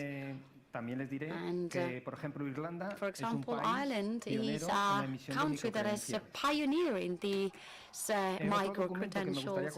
And another document from the Ministry of Universities, en este documento, el Ministerio de Universidades hace un buen análisis they analyze de por qué las universidades why universities have to Antes no lo he dicho. Issue these micro-credentials. Dice Europe que cualquiera puede proveer una microcredencial. Micro-credentials can be provided by anyone. So, universities, trade unions, una asociación, an association, private companies, but they cannot issue a university micro-credential. This can only be issued by a university. Dentro de este plan, and in this plan, that is based on 5 pillars, les tenéis ahí a vuestra you can see them here on the slide. Sobre todo quería enlazarlo con I wanted to establish a link with encuentro este foro del SEPE. Claro, ayer alguien me decía, what was said yesterday, someone from Bulgaria said, what's SEPE? Is the state employment abreviaturas porque no siempre se entienden. Bueno, service. And in this document, in this Objective 5.3, the Ministry of Universities is asking us to develop systems 4 and 5 of the qualification system in Spain and to link it to the micro-credentials. And the other day I was browsing the webpage of SEPE. In level 4 they have 80 courses, and in level 5 they only have 4 courses. So me ha dado mucha envidia, en el buen sentido, envy, in the good sense, the Portuguese collaboration with the public service, because I think that we need to do this, to establish these partnerships. Algo muy importante, y voy terminando porque además tengo 5 minutos. I'm going to finish now by saying that yesterday a colleague from the municipality of Barcelona said that we need a registry. The general director helped me to do that. There is a registry with all these micro-credentials. Europass is going to allow all students, all young people who are unemployed, or women, or anybody from a rural setting, and it is a very big group, and there are a lot of things that is done with prisoners, people who are in prison, and that's a group of people, inmates, that can also benefit from this. So in Europass, there are other platforms from the European Union, so anybody can share with their employers these micro-credentials in a work interview, for example, but only the ones they want. So if you did a sports course and you don't want it to be seen, you don't need to share it. And they are also verified because someone has signed them. And that was all. Thank you very much.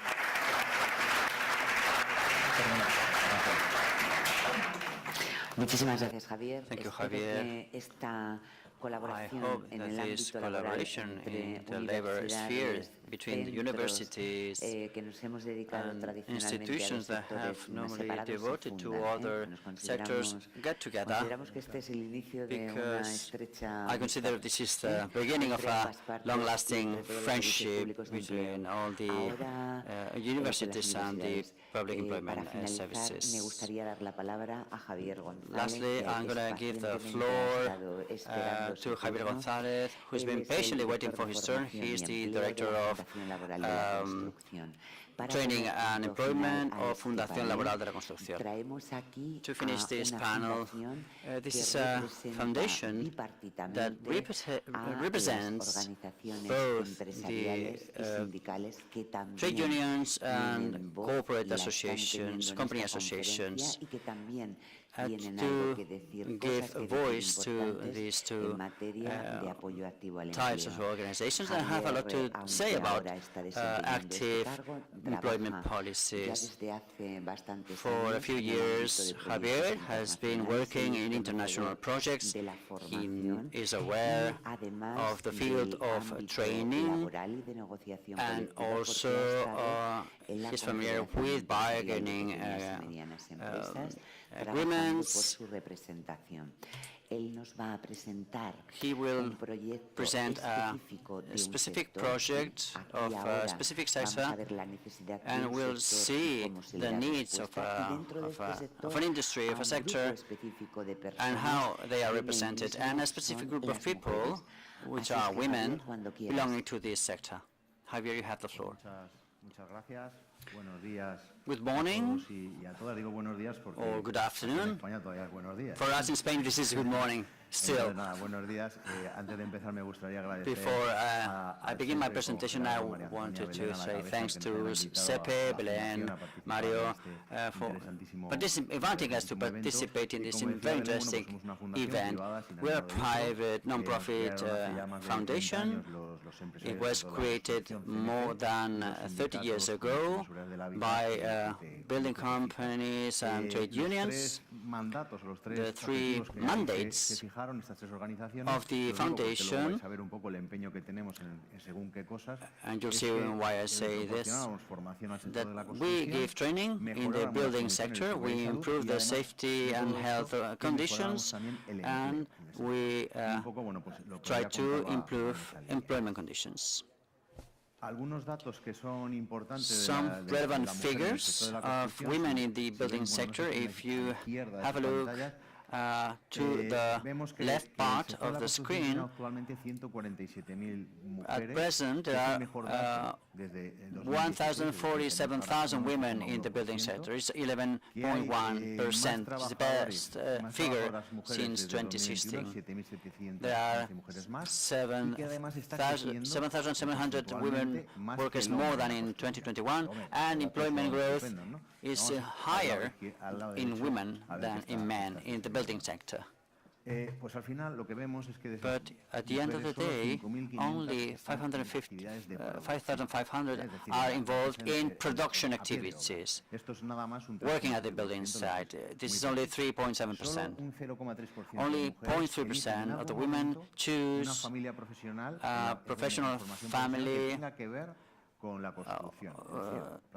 vocational training that is related to building, which is nothing. And only 417 women did basic training in some specialty of building during 2021 and 2022, which is just a residual figure. In our foundation, try to determine why this is happening.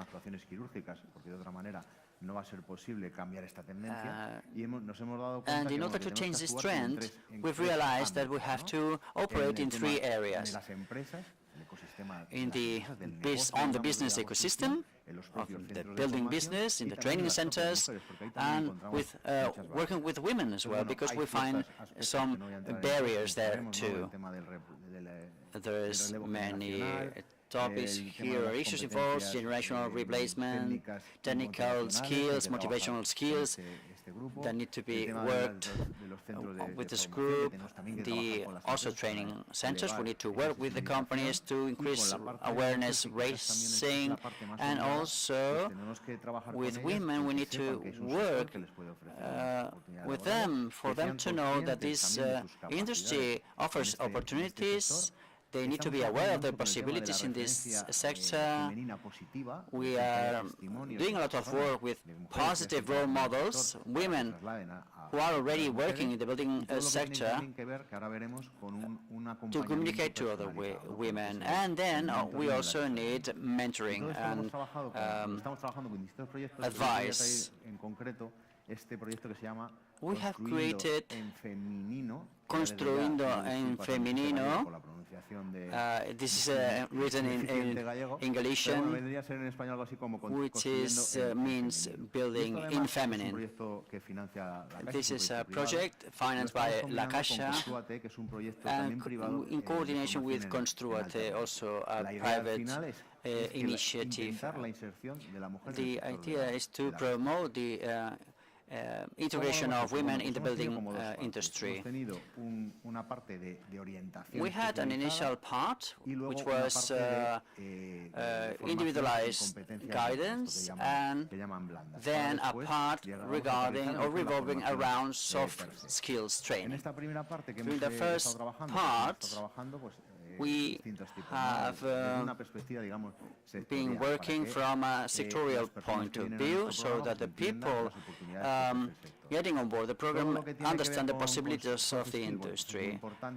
Then regarding soft skills, it is important that they get to know all these things, digital interpersonal communication, social communication, but this is all done with a feminine point of view.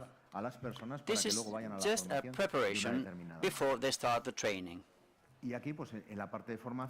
And then the training starts. We have alternate training working with Construate project. This is a combination of 2 projects then, together with personalized support to every candidate in order to promote their integration in the building sector. Also working with the companies to raise awareness and trying to do a search of job offers. This looks very nice on paper, but when the project was developed, we found many hurdles. The first one was that it was very difficult to recruit women between 18 and 29 years old. Therefore, we tried to rechannel this, try to identify other profiles that could be interested. And instead of following just one path, we developed 3 different paths.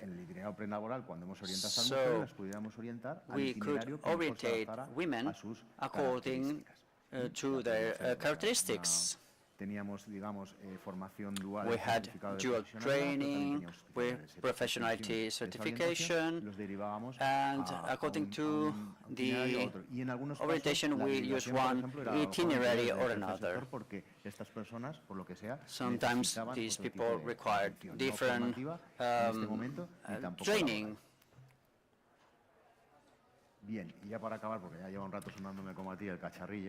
And to wrap up my presentation, the social impact of the project in qualitative terms, that is all this network work we have developed, we have worked with many stakeholders, and we have obtained a lot of resources, and we have defined a new way of managing these employees, and we have used a lot of technology. And the impacts, well, 26 participants, that doesn't sound like much, and only 11 of them were recruited. But let me remind you that it was only 3.5% working in the building sector. So having 11 women working in the building sector, at least in terms of quality, we think that the impact is important and that we can scale up in the future to achieve greater impacts with this program. And this is all. Thank you very much again.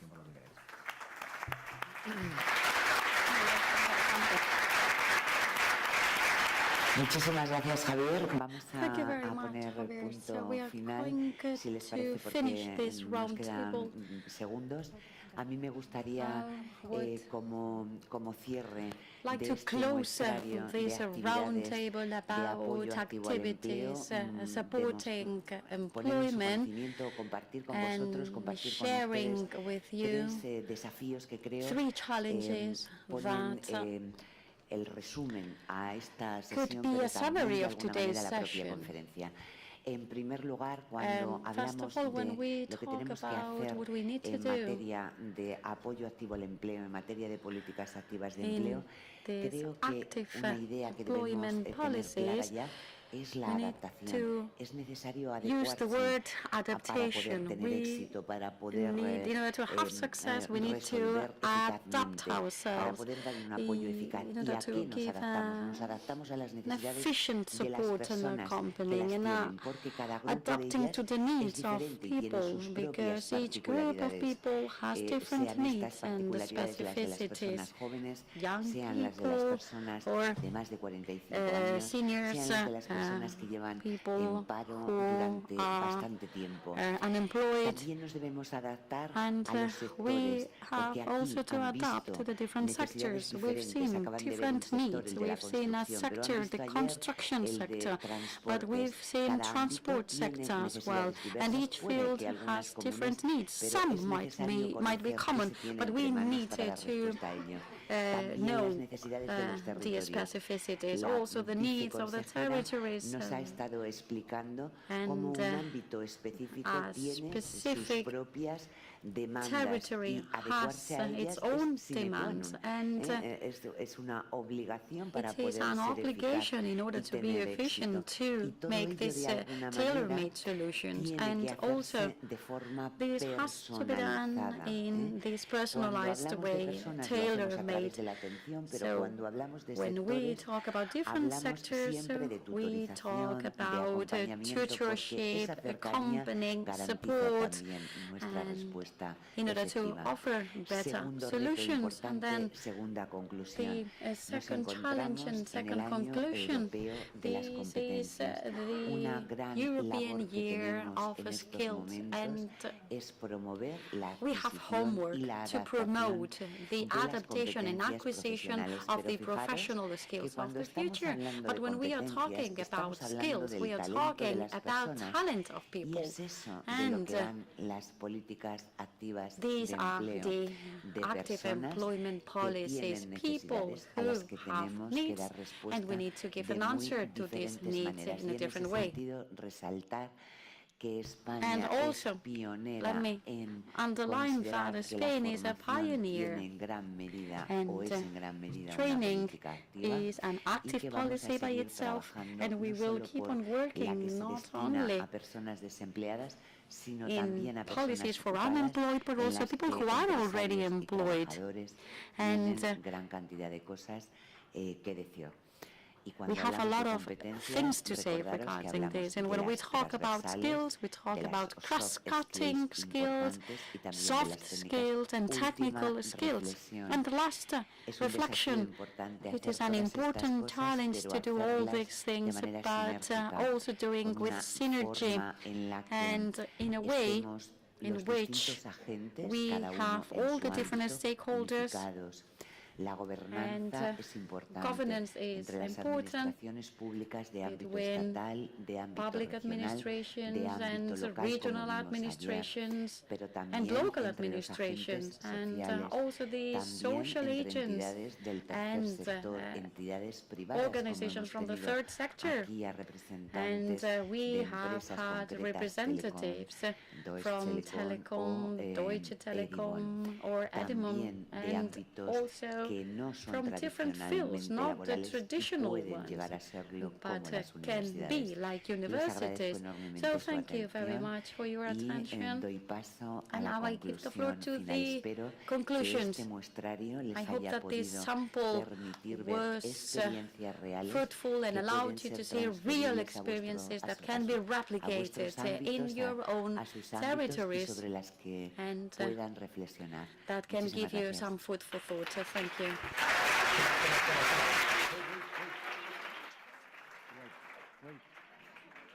Sí. Damos paso entonces al último vídeo que pone el broche final a esta sesión. Mi nombre es Manuel Filgueira García y soy estudiante de becas Google.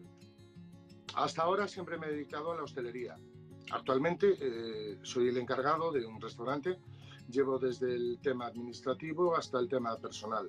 Me encontraba un poco justo en algunos temas sobre, por ejemplo, seguridad informática en los equipos que utilizamos, etc. Los cursos los encontré básicamente en redes sociales y de repente me salió un anuncio de becas Google Fundae. Os animo a anotaros a los cursos porque no os vais a arrepentir, vais a aprender muchísimo. Desde luego me ha ayudado el curso. Fundae, formando futuro.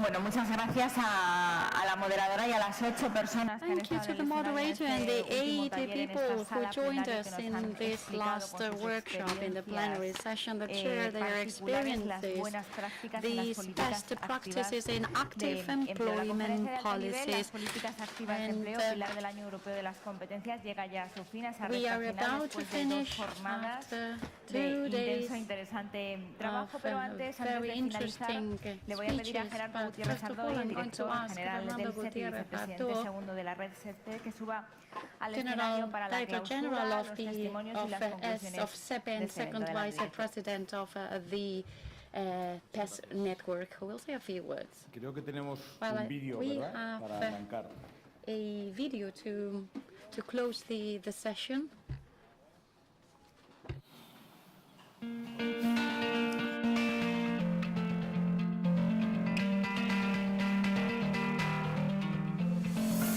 Cuando me llamaron y me dijeron que era durante 15 días, lo primero que pensé fue, trabajando un curso 4 horas por las tardes, yo dejo muchas cosas atrás. Pero luego te das cuenta que nosotras podemos con todo y que si nos organizamos y pedimos ayuda, lo hacemos. Pero la mujer que me habló de SEPE y me animó mucho, me dijo que no me preocupara, que allí me iban a enseñar todo lo que me hiciera falta y que ellos estaban para eso, para enseñarme y para que yo cada vez que preguntaran, ellos explicarme todo lo que hiciera falta. Y estaba interesada porque no sabía hacer nada y entonces dependía mucho de mi hijo. Y mira, quería aprender. Y me apunté, me llamaron y estoy súper contenta. Buen ambiente, compañera, la profesora es de lujo y estamos aprendiendo cosas porque es verdad que siempre dependemos de alguien porque no entendemos y a mí me está sirviendo. La verdad es que está muy bien. Me gusta mucho el curso porque la tutora, además de darnos las cosas que vienen en el programa, nos ha hecho ver, por ejemplo, los valores de nosotras mismas. Valores que tenemos que son importantes a la hora, por ejemplo, de ponerla en un currículum. Por mi parte, yo os animaría a que lo hicierais, porque además de la experiencia y lo que aprende, es que a día de hoy ya está todo a través de tecnología. Sí, os animo a todas a que probéis por lo menos comprobar si sois capaz de seguir el curso y de que de verdad que os lo vais a pasar bien y además vais a aprender mucho.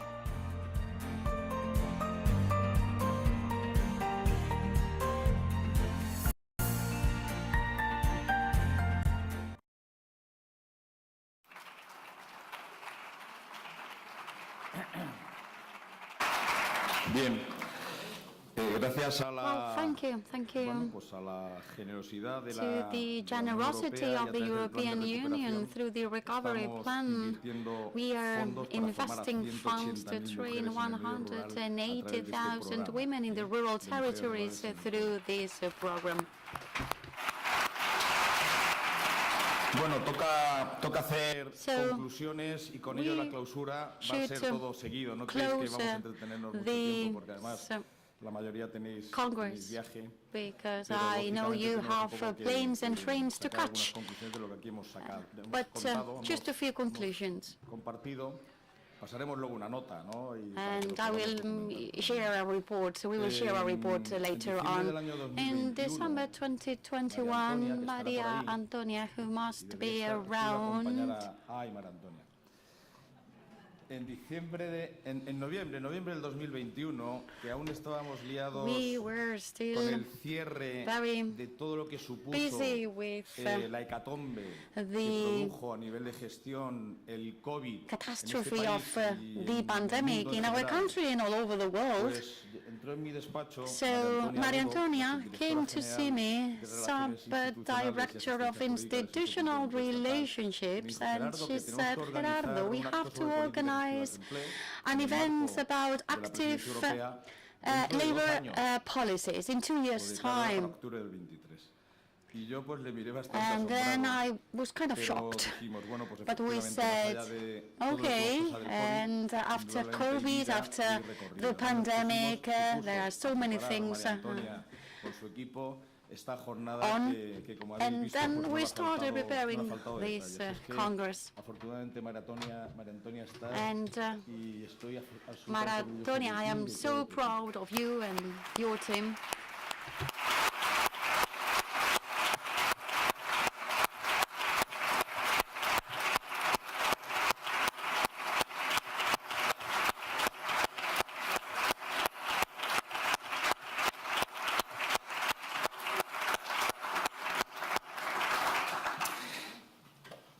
Yo he dividido las conclusiones en 8 puntos.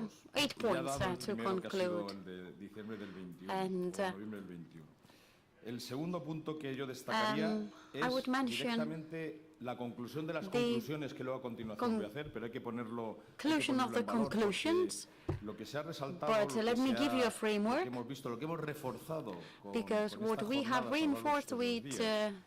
es la importancia que tiene la adquisición de competencias mucho más allá de lo que muchas veces nos damos cuenta cuando en nuestras mesas, en nuestros despachos nos ponemos a planificar y things, and we want to develop different professionalism certificates or study plans and study schemes. And claro, los ministros y ministras que nos acompañaron y los secretarios de Estado que nos acompañaron también. as it was obvious in the first roundtable, is that this acquiring of skills is related to the social agreement that we are revisiting. This social agreement is the best that happened to this part of the world, Europe. The social agreement with the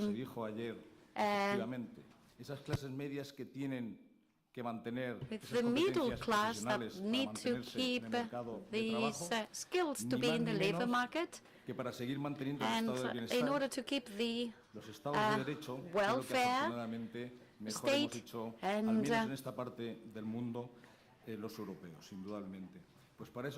so this is why we need this acquiring of skills in this social contract. And we also have a good framework, the pillar of the European Year of Skills, and in many occasions during these 2 days, in the different roundtables and the different workshops, we have mentioned it. It is a document that we can truly use. And we like to be precise, and in the end we have this declaration, and then in the fourth point we are in a triple transition, and demographic transition, and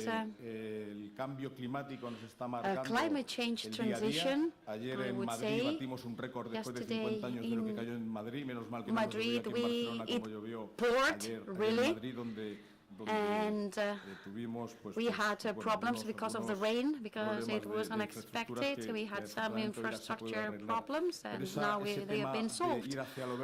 But this green transition, as I said, and then the third one is the digital transition. So this triple transition,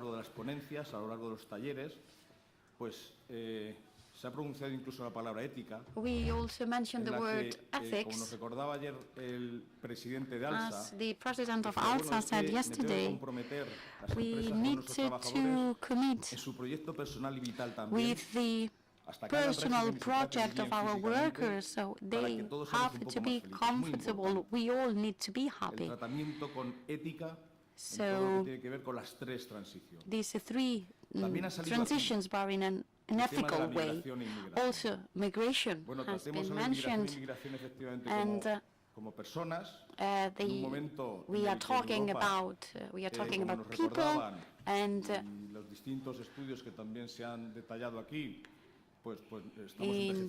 we are aging.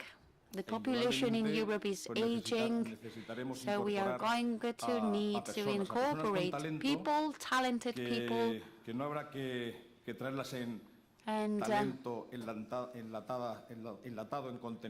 so they are not containers, they are people with talent. They are not containers with talent, they are people with talent. And this is our reality. And sometimes in the short term it's easier to do other types of policies that are harmful for our democracies. And also the urgent need to incorporate women in all jobs and skills, professional skills. We have 15% of drivers who are women, and only 30% of women in Telefonica. So it is a journey that has to continue. There is room for improvement to include this gender perspective in all the programs that we develop in these active labor market policies.